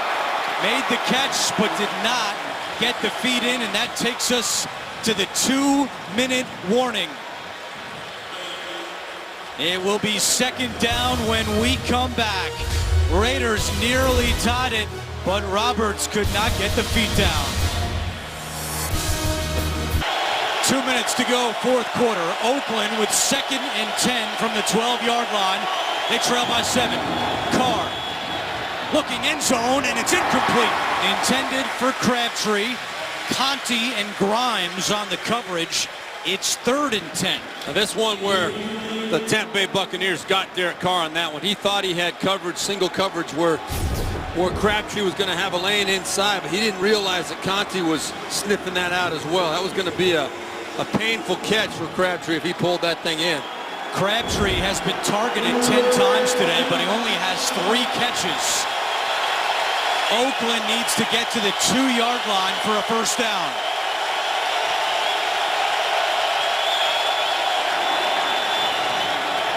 Carr, and that pass is juggled and caught by Amari Cooper. What a great job by Cooper to bring that in, but it's short of a first down. It doesn't matter, it's 4-down territory. It does set them up for a 4th and short, but they've got to keep their offense on the field, and I think that's a good call by the officials. Great job by Cooper. No doubt. Who now has 10 catches for 149 yards, a career high. But it is 4th down and 3. Oakland this year is 3 for 6 on 4th downs. Empty backfield. Carr, pump fakes, has time. Carr, incomplete, but there is a flag down. And Seth Roberts is indicating this is against Tampa Bay, and it is. Yeah, they're going to get prior to the pass, Barima holding Defense number 38. Half minutes to the goal. Automatic first down. Well, of all the penalties that the Raiders have taken today, the most crushing one of all is the one the Tampa Bay Buccaneers just got.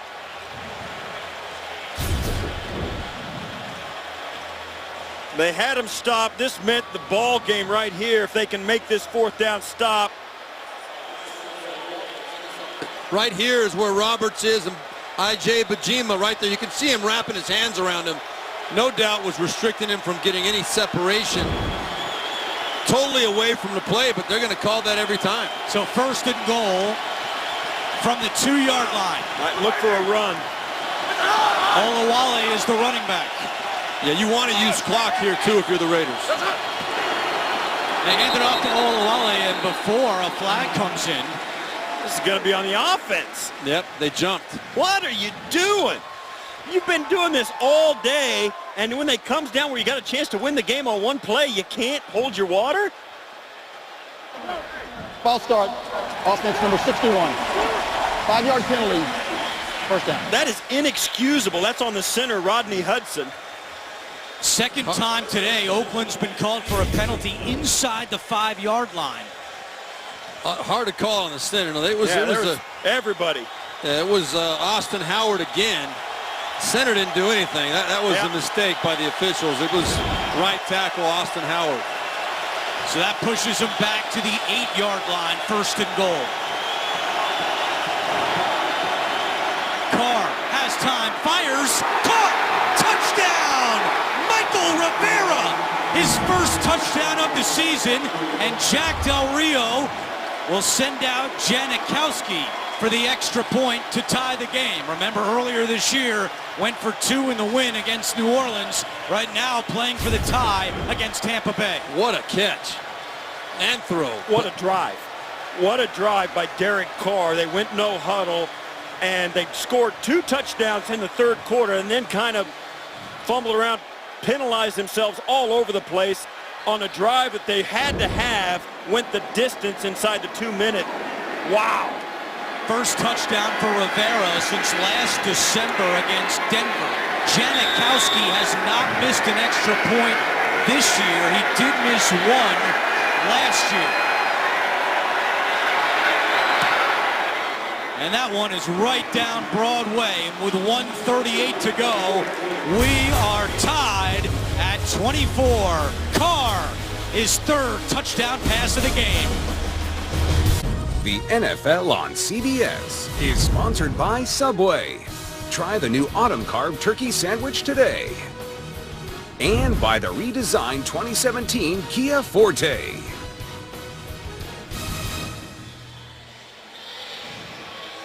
Coming up on the Subway postgame show, JB, Tony, Bart, Boomer, Coach Cower have all the latest NFL scores and highlights. It's all coming up on the Subway postgame show. Already one tied today between Washington and Cincinnati over in London. We are tied with 1:38 to go. Janikowski kicks it away to Smith, who will take a knee. So Tampa Bay will start at the 25-yard line. They have 3 timeouts remaining. As you get caught up to date with some of the numbers in this one, 420 yards of total offense for Oakland, but the penalties have absolutely killed the Raiders today. 18 for 155. Tampa Bay has not won a home game this year. They've lost 15 of their last 18 games at home. And they have not had a winning record after 7 games into a season since 2011. So a lot of reasons for them to fight hard for this one. A handoff on first down. And Rodgers picks up a couple. If you're just joining us, Roberto Aguayo is the rookie kicker for Tampa Bay. He has struggled this year, missing 5 field goals, and in this game he missed an extra point. And Tampa Bay in no rush here with the clock ticking and 1:15 to go. Winston incomplete, looking for Evans. That stops the clock. For the viewers too, Andrew, you talked about missing the extra point. The Buccaneers were fortunate to make up for it by getting the 2-point conversion on a touchdown a little bit later in the ball game. So the missed extra point has not cost them to this point. Dirk Cutter told us that Aguayo's range is from 55. 1:06 to play. It's 3rd and 7. Winston fires, and Evans cannot hold on. Incomplete. That stops the clock with a minute to go, so the Raiders will get the ball back with 2 timeouts. Well, Carl Joseph almost got carried away with this hit here as well. Again, you see him coming in head-to-head on a defenseless receiver. That could have been called. The head is down right into the back of Mike Evans' head. Yeah, that's a penalty. That should be a penalty. So Brian Anger comes out to punt. You got to give credit to this Raiders defense. Last in the NFL in yards allowed, averaging 430 per game. Today they've only allowed 258 to Tampa Bay. And their defense will give their offense another chance here late in the 4th quarter. Richard from his own 25. Richard trying to get it to the outside. He's got some room. Richard out of bounds at the 45-yard line. We've talked a lot about Aguayo. How about the kicker on the other side? Sebastian Janikowski playing in his 260th career game. No kicker has made more field goals of 50 or more yards in NFL history than Sebastian Janikowski. Yeah, you think Jack Del Rio has any qualms about sending that guy out there? He looks pretty stressed to me, doesn't he? Yeah, you talk about Aguayo struggled his rookie year. Nobody struggled any more than Janikowski did his rookie year. I think he got it together. Janikowski did miss 10 field goals his rookie year. 1st and 10 from the 45-yard line.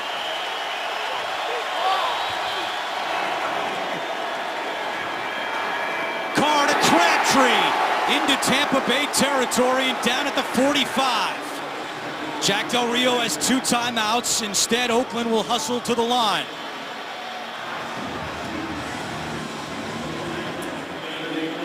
.25 seconds to go.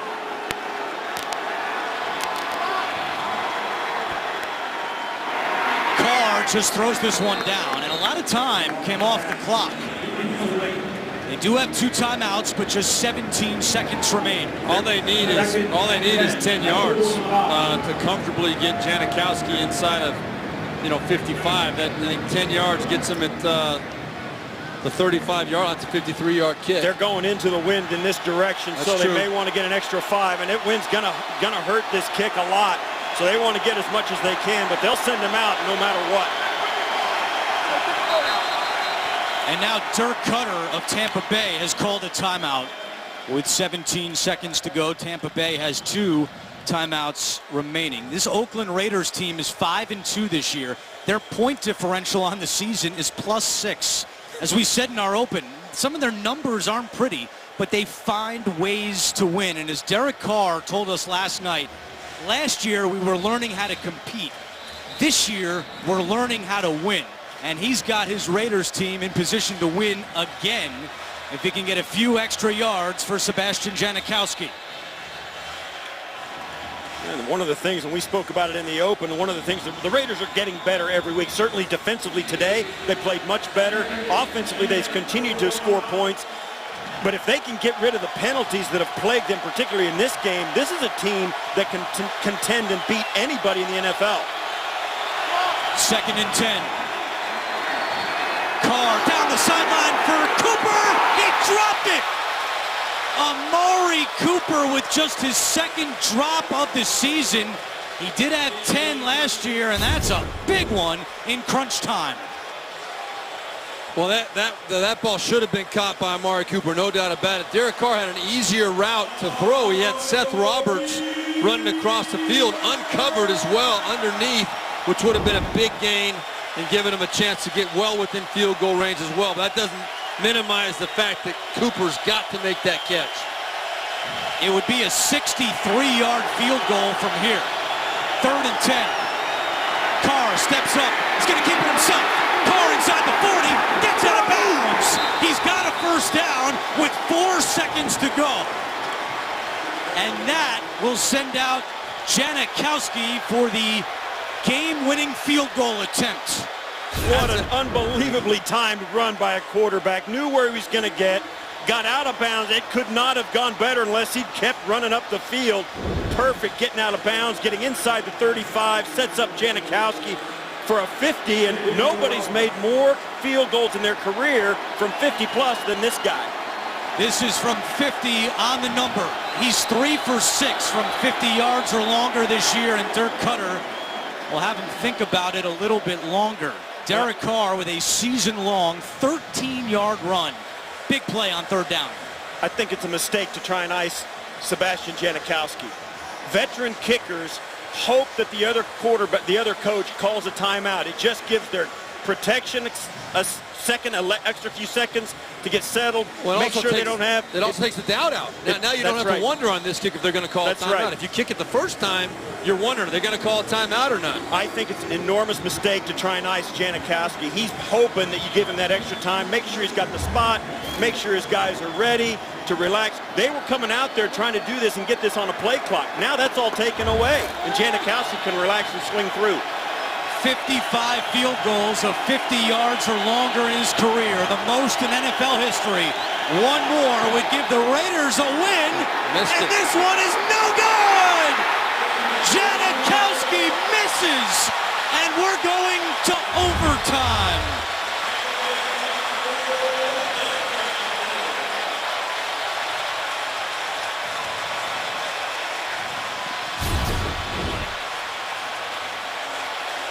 Good snap, good hold.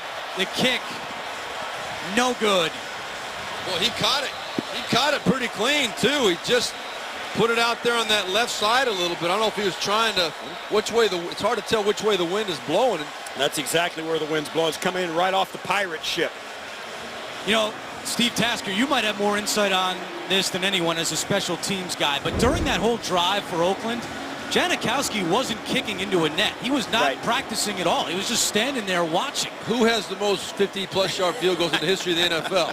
He never does that. And I'll tell you what, he's look at that. He's not sweating it either. He's wiping the sweat off, but I'm telling you right now, First team to score wins unless the wind had more to do with that kick. If they do that, then the other team will have a chance to possess. If they don't score, game is over. If they score a field goal, we'll continue. If they score a touchdown, the game is over. Any questions? All right, good. Heads. Same coin, heads, tails, heads is the call. It is heads. You want the ball? Okay. The Raiders win the toss. Will receive. They will take the ball. Another look at Sebastian Janikowski, not able to put another win in the column for the Raiders. Back in Tampa, a reminder of the regular season overtime rules, 1 15-minute quarter. Raiders have taken the ball. If they go down and score a touchdown, the game is over. Or if Tampa Bay's defense on this first drive gets a safety, the game is over. 2 timeouts per team, no coaches' challenges, booth reviews only. Derek Carr has thrown for 350 yards today. His career high is 351. Oakland has won 5 straight overtime games. That's the longest active streak in the NFL, yet none of them have come this year. And Oakland will start at the 25-yard line. You know, Derek Carr coming into this game, 45 touchdowns since the beginning of last season. Only 2 guys in the NFL have thrown for more since the beginning of last season. That's 2 guys you may have heard of, Drew Brees and Matt Stafford for Detroit. Pretty good company he's keeping, and just showing no signs of slowing down this week as well.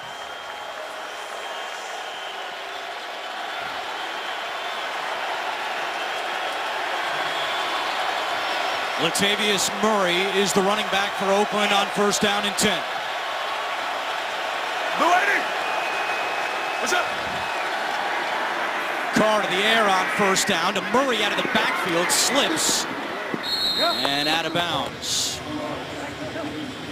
Don't forget, coming up, Subway postgame show. Join JB, Tony, Bart, Boomer, Coach Cower, all the latest NFL scores and highlights.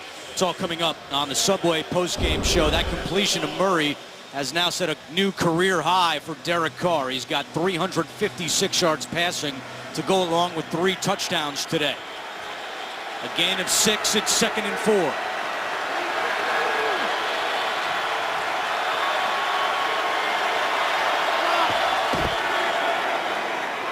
Murray. And he is thrown down after a gain of 1. It'll be 3rd and short for the Raiders. It's always interesting going into overtime because a team like the Raiders just did went on a 2-minute, a hectic, no huddle, fast-paced offensive drive to get to overtime. And then once overtime starts, you can go back, relax, play your offense, run the football, take your time. And a lot of fans get caught up in that hectic, fast pace. They expect overtime to be like that, and it's not, because your whole offense opens up and you go back to your regular game plan. 3rd and 2. Oakland 6 for 14 on 3rd down conversions today. Carr looking for Crabtree, makes the catch, slips a tackle. Crabtree into Tampa territory, cuts back. Nobody touched him, and now he's down at the 22-yard line. Michael Crabtree with a huge play for the Raiders, a gain of 45. And he is so physical on this route. And Hargraves has not done a good job tackling on the outside all day. Right there, another example. That should have been about a 10-yard gain when the catch was made, but Hargraves, bad angle, tried to arm tackle a big wide receiver and paid the price right there. 5 catches, 86 yards for Crabtree. He'll get a breather after that big play. If Oakland scores a touchdown, they win the game. Carr, Cooper, stiff arm on Hargraves, and a flag comes in. It's going to be on Cooper. He went to the head of Hargraves. They're going to call that on Cooper. He can't do that. He head slapped Hargraves. Yeah.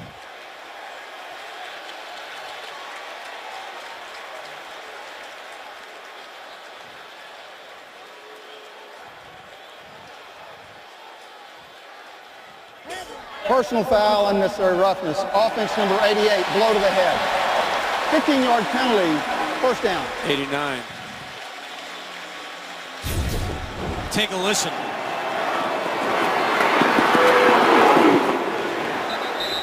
What do you guys think of that call?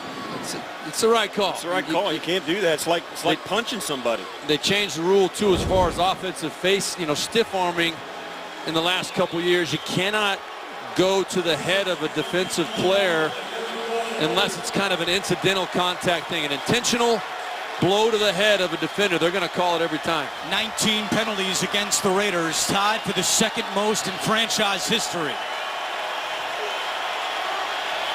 1st and 21. They'll hand it off to Richard up the middle of the 30. And Richard tackled at the 29 by Keith Tandy. It'll be 2nd down. Well, the Raiders once again hamstrung by their own inability not to take penalties, and they've been absolutely egregious penalties at times. They took themselves out of a 1st and goal inside the 5, had to settle for a field goal after 2 consecutive penalties, dropped them back outside the 20-yard line in the 1st half, and now they sit here in a tie ball game, and you're looking around thinking how many points and opportunities they left on the field. Crabtree to the top of your screen, Cooper on the bottom of your screen. 2nd and 16. Carr looking deep for Crabtree. A lot of contact, incomplete, and no flags. Incidental, yeah. Brent Grimes on the coverage for Tampa Bay. Grimes does a nice job of getting tangled up. Watch, he's going to turn up the field, look back for the ball, and just cut Crabtree off. That's a great defensive play. You kind of turn, you look for the football, try and make a play on the ball ostensibly, but really, in all you're doing is cutting the receiver off. But that's a great job by Grimes. Grimes, a 10-year veteran. He bit on the first move, but knew exactly how to recover himself and get in the way of Crabtree. Smart play. Crabtree not on the field for 3rd and 16. And a flag comes in. This and is a false start against the Raiders. False start, offense number 72. 5-yard penalty, 3rd down. It's not comical. I wouldn't want to use that word, but it almost is unbelievable. The number of penalties, the way the Raiders have continually shot themselves in the foot. Yeah, you look back, you think maybe having a week off in Florida, staying at a hotel, relaxing all week on the road instead of going back home, and maybe maybe that was a sign of a little bit too relaxed atmosphere this week. 20 penalties ties a team record. On 3rd and long, Andre Holmes makes the catch, and Holmes tackled at the 35. So now Janikowski again is going to have to come out, and it'll be another field goal of longer than 50 yards. And here's the deal. All right, he missed the last one. This one's going to be right around, what, 54 yards? 52 yards? 52 officially. If he misses this, think about the field position now that Tampa Bay is going to get to start their drive. It's a lot of pressure. The Raiders had the ball down at the 23-yard line. Janikowski from 52. And this one is no good.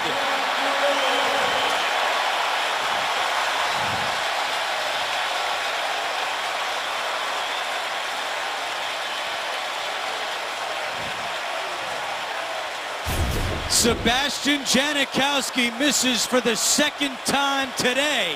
And now all Tampa Bay needs is a field goal to win the game. Yeah, and that kick, if he kicks that one at the end of regulation on the same line he did in regulation, that would have made it. That one hooked off to the right for him, a left-footed kicker. The one he hit in regulation stayed straight and actually moved out to the left. So maybe a little overcompensation. Yeah, a little. He overcompensated, and it cost him another miss. Next score wins the game. Tied at 24 in overtime. Winston looking to throw on 1st down. Going for the home run ball to Mike Evans. Evans, it's incomplete. DJ Hayden on the coverage. Well, I'll tell you, this is super coverage from DJ Hayden, running with one of the hottest wide receivers in the NFL. One-on-one down the field. They're arm wrestling a little bit there. Both guys trying to get the advantage. Neither one of them complained. Just a good physical play, going for that football. Yeah, that ball fluttered in the air as well. It didn't have a good tight spiral on it. If you're just joining us, Raiders starting cornerback Sean Smith was injured on the first play of the game, a shoulder injury, and did not return. So Hayden has played a lot more today for Oakland. Winston back to Evans, has the catch, and tackle made at the 41-yard line by Emerson. Brings up 3rd down. One of the things about overtime in today's rules that benefits the team that gets the ball second or starts on defense is the fact that every time they get it after that, it's 4-down territory unless you're in position to win the football game with a kick. And that's a big benefit for a team like the Buccaneers in this situation. 3rd down and 5. Jaquiz Rogers will not return today because of a foot injury. Winston, quick pass to Evans, and it's incomplete. Emerson got a hand on that one. It's 4th down.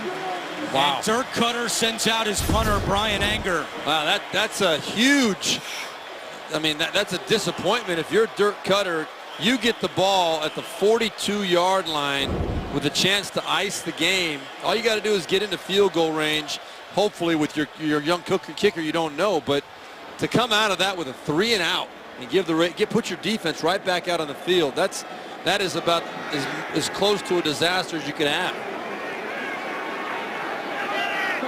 Richard is back deep. Anger leads the NFL in hang time this year. Another beauty, bounces and goes into the end zone. So it will be Oakland football at the 20, and now a late penalty flag is coming down at the 14-yard line. David Emerson's down on the field. Now he finally climbs to his feet. Now starting the kick, holding, receiving team number 25. 10-yard penalty will be assessed from the 20-yard line. 1st down. And that is history now, as Oakland has its team record 21st penalty of the game. That was Hayden, who actually stayed down. Looked like he was injured after the play, but he was also called for the hold. It has not been a good day for the Raiders with the penalties, a team record, and that's saying something.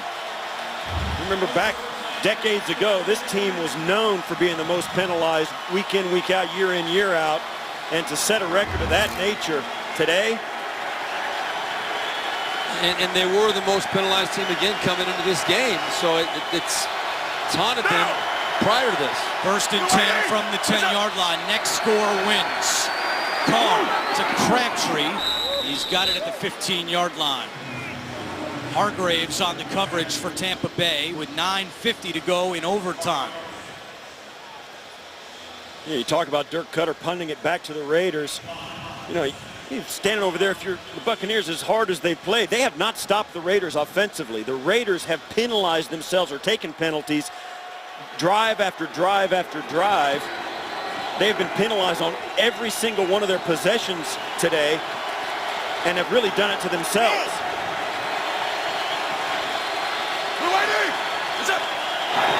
On 2nd and 5, it's Latavius Murray up the middle to the 30 and dragged down at the 33-yard line. It was Chris Conte who may have saved the touchdown, a gain of 19. This might be the biggest hole I have ever seen in the NFL. Look at that, there is nobody there. A complete lack of discipline. I don't know whether it was a formation adjustment that the Buccaneers did not make, but Murray got that ball and there was nobody between the hashes. Just a terrible time for a breakdown defensively for the Buccaneers.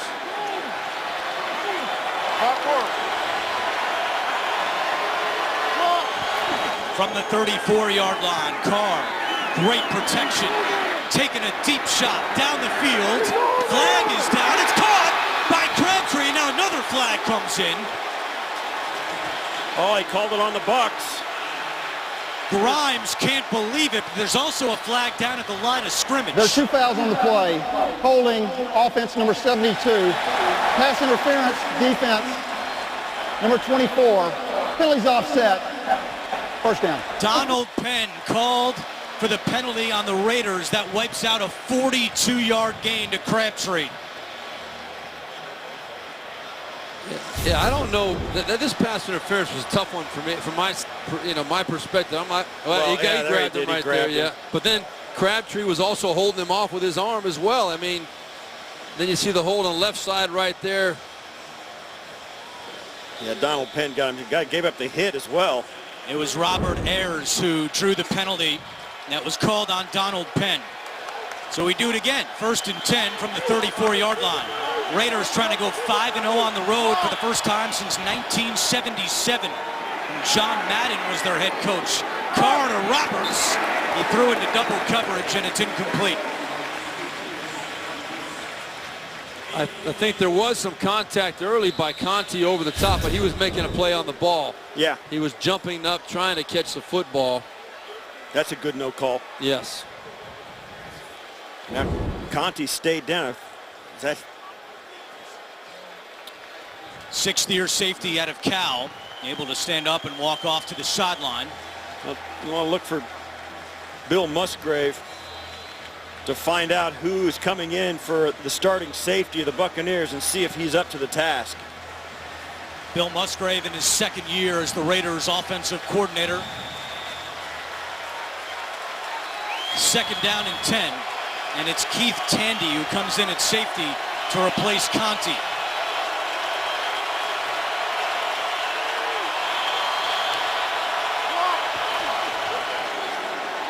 Carr, quick slant to Cooper. He's got it. Amari Cooper into Tampa Bay territory and tackled at the 46-yard line. I'll tell you, when these two hit it on time, Cooper's like shot out of a cannon. Carr, that quick release, puts it right on him, and Cooper, if you hit him in stride on that route, it's over before you even get started. That's why this Raider offense has been so good. I mean, Cooper is a big play threat no matter where you are in the field, and Crabtree catches absolutely everything in the vicinity. They are a tough combination. 430 passing yards for Carr, a new Raiders franchise record. On 1st down, it's Washington on the carry, and he's stuffed at the line of scrimmage. We mentioned this before, but I think it's worth repeating. Amari Cooper told us last night that when he was at Alabama, he thought he was going to win every game. And he told us he's got that same feeling now with the Oakland Raiders as they try to run their record to 6-2. And he said that he sensed that his teammates were kind of buying into it as well, which, as we all know, the culture and the expectation level really sets the table for this kind of development to happen. Cooper at the bottom of your screen. He's got 12 catches for 173 yards. Carr over the middle to Roberts. He's got it at the 31 and shoved out of bounds. There is a flag down on the far side of the field in front of the Raiders sideline. I.J. Barima forced Roberts out, and now we await the call. Illegal formation. Offense. Number 74 reported as eligible and was covered by number 10. 5-yard penalty, second down. You know, when you bring in the extra offensive lineman, as the Raiders have done all day today, playing the tight end position to try and get an advantage in the run game, it does throw a bunch of thinking into it that normally you don't have for the wide receivers, for the tight ends, although there's no excuse for it whatsoever. This is the NFL. Jack Del Rio, I think, is saying that Seth Roberts wasn't on the field or wasn't on the line of scrimmage. Oakland has now tied an NFL record with their 22nd penalty of the game. It backs them up into their own territory. Carr, pressure. Flag is down. This could be a hold against the Raiders, and now Carr goes down. Holding, offense number 66. 10-yard penalty, second down. Wow, they're putting it out of reach. They're going to get the record and make sure nobody ever gets it. That's on Gabe Jackson's second time today. He's been called for holding. This is like Joe DiMaggio's hit streak. Nobody's ever going to come near it. And now a wise move there by Dirk Cutter. He has declined the penalty. Exactly. Keep it to 3rd and 20. So they're still tied for the record right now with 22 penalties as that one was declined. It's 3rd and 20 from the Oakland 44-yard line.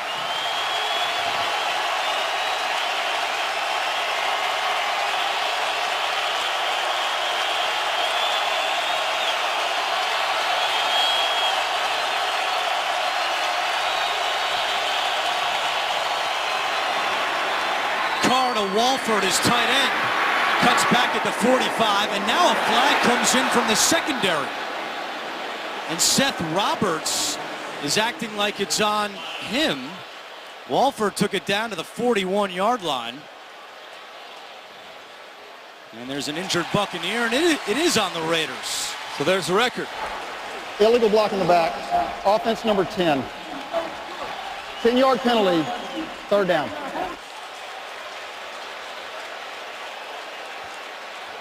Well, interesting decision to decline that penalty. Or rather, to accept the penalty and not decline it, because it would have been 4th down. Yeah, you're giving him another chance. Yeah, there's Roberts in the back. Yeah, he pushed him in the back. 2 hands in the middle of the numbers. I mean, we've said it a couple of times today. We haven't seen any, I don't remember any bad calls by these officials. They've been on it. I mean, I haven't had much of a beef with anything they have done. It's been, the Raiders have earned that record. Andrew, where was that? Would that have been within Janikowski field goal range? That wasn't quite in the range, Sean. So, yeah, I don't know why they would not decline that penalty. You're giving Derek Carr and company another chance to make the play. I agree. That's a bad penalty accepted. 3rd down and 17. Carr to Crabtree, makes the catch at the 49, and Crabtree is tackled at the 43-yard line. So he's short of a 1st down, and Jack Del Rio is going to send out his punter, Marquette King.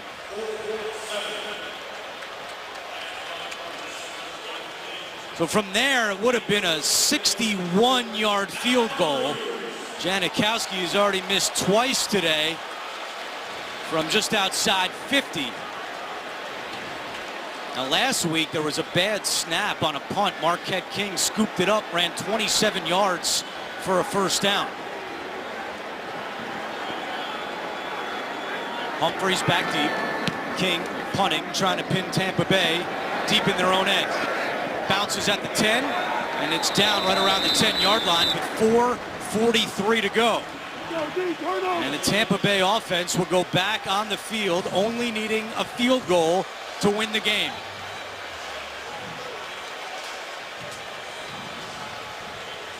It's a record-setting day for the Raiders, not only in their penalties, but Derek Carr. 443 yards passing. That is a new Raiders record. Tampa Bay will start this drive at their own 11-yard line. 566 total yards for the Raiders today. And just 263 for Tampa Bay, yet they're tied at 24 in OT. And they start this drive on the ground. Remember, Jacquizz Rodgers out with an injury now, so it's Anton Smith on the carry. Tampa Bay has lost 15 of its last 18 home games. Have not won at home this year. Now, Tampa Bay has only had 3 plays in this overtime period. They had the 1 3 and out. So Raiders have dominated this period. It's Smith again. And Smith with the ball coming out. Raiders saying they have it. No signal yet. Well, the strongest cat gets it down there, and I'm telling you, the devil himself lives at the bottom of an NFL pile, so it ain't over till they get up and separate. And it's Tampa Bay football. Nearly a disaster by Anton Smith, playing in just his 2nd game as a Buccaneer. Yeah, the ball definitely came out. Yeah, it came out. Khalil Mack was the one who forced the fumble. But you are right, Steve Tasso. Unfortunately, I've been on the bottom of a few of those piles, and it is not. Yeah. It is traumatic. It's a traumatic experience. Yeah, it is. It's a bad place to be. Smith out of the game. It's 3rd down and 3. And now Dirk Cutter calls a timeout. 1 timeout remaining for the Buccaneers. 3:35 on the clock.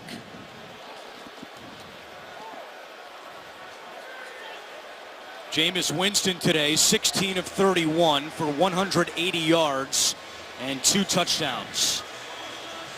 And Mike Evans, for the most part, has been bottled up by this Raider defense. He's got 4 catches for just 50 yards. So credit to Oakland. They've done a good job on slowing down Mike Evans today. Ken Norton did tell us, Ken Norton Jr., the defensive coordinator for the Raiders, did tell us, Mike Evans, we will do whatever we have to do to try and take him out of the ball game. They've been pretty successful today doing that. Evans up top on 3rd and 3. Winston off the hands of Smith and incomplete. So Brian Anger will have to come out and punt for Tampa Bay. You got to pull it in. That was not a good throw. Yeah, we chronicled this earlier in the 2nd half. Jameis Winston, when he's missed today, has missed high, and that's another one. And he really has not found his rhythm since the first part of the ball game. Raiders have not returned a punt for a touchdown in 8 years. Johnny Lee Higgins, the last man to do it in 2008. This is Richard, and he is crunched. Great coverage by Tampa Bay.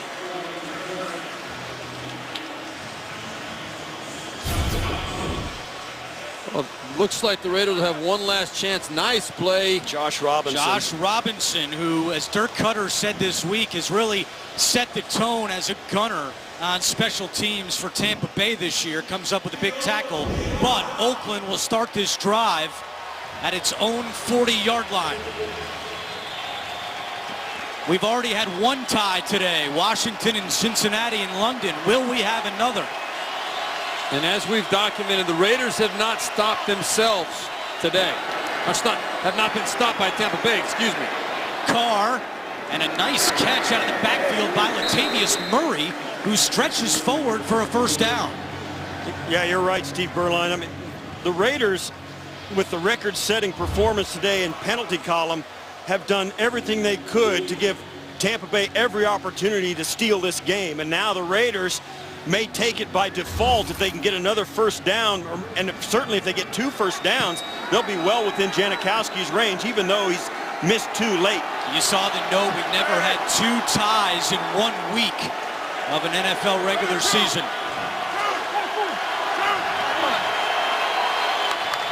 4 on the play clock. Carr out of the shotgun.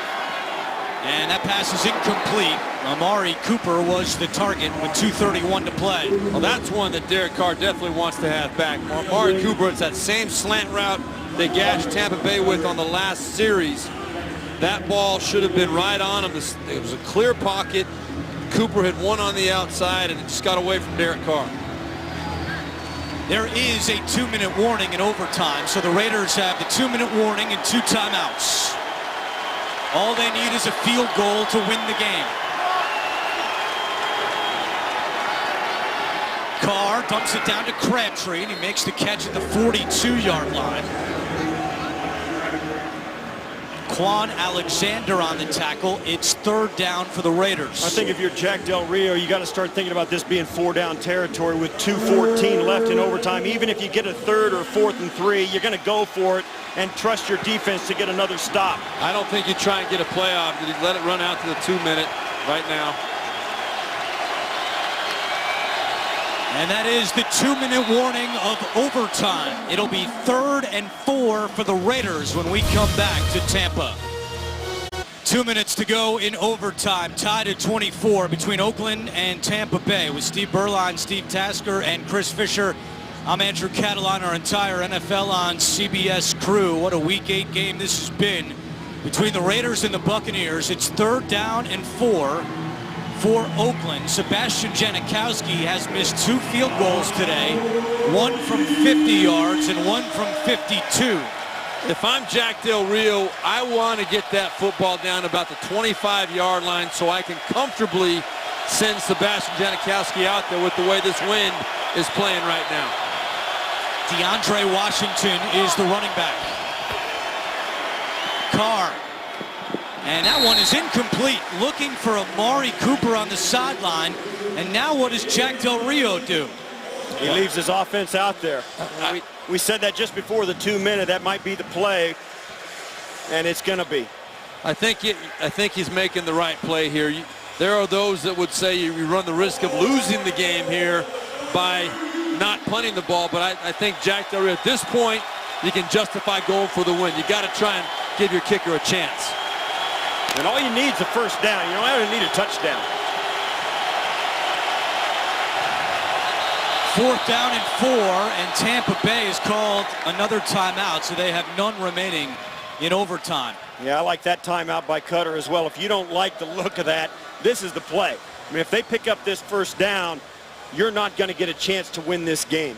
Well, and also a timeout there forces the Raiders to probably go back and go to their second favorite play in this situation. They're not going to come out and line up exactly the way they just did because they know Tampa Bay is now going to adjust to that look. So it forces Bill Musgrave to dig a bit deeper into his bag of tricks as the offensive coordinator for the Raiders. Jack Del Rio has been aggressive all year long. We showed you the 2-point conversion against New Orleans. He went for the win week 1. Here in overtime, going for it on 4th down and 4. Empty backfield for Carr.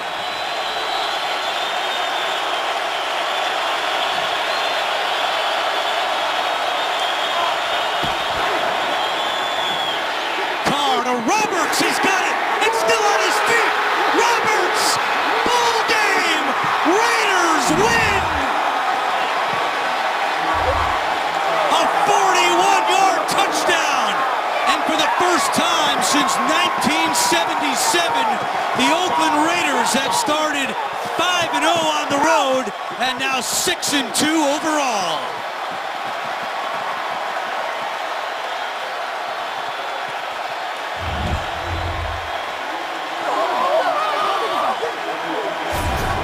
What can you say on a day when they set the record for accepted penalties against them? The Raiders come in. What a great job just keeping his feet. Bradley McDougal's got to make that tackle. Oh, he no came doubt. in with his shoulder. Look at number 30 right there. He's got a clean shot on right. He goes in with his shoulder, knocks his own man off the tackle. He gave him the whole chicken wing. He just kind of flipped it out there. You got to wrap that up and pull him down, and that's a happy bunch of Raiders right there. They know they were in a deep hole that they dug themselves. Derek Carr, what a job by him. A franchise record passing yardage day.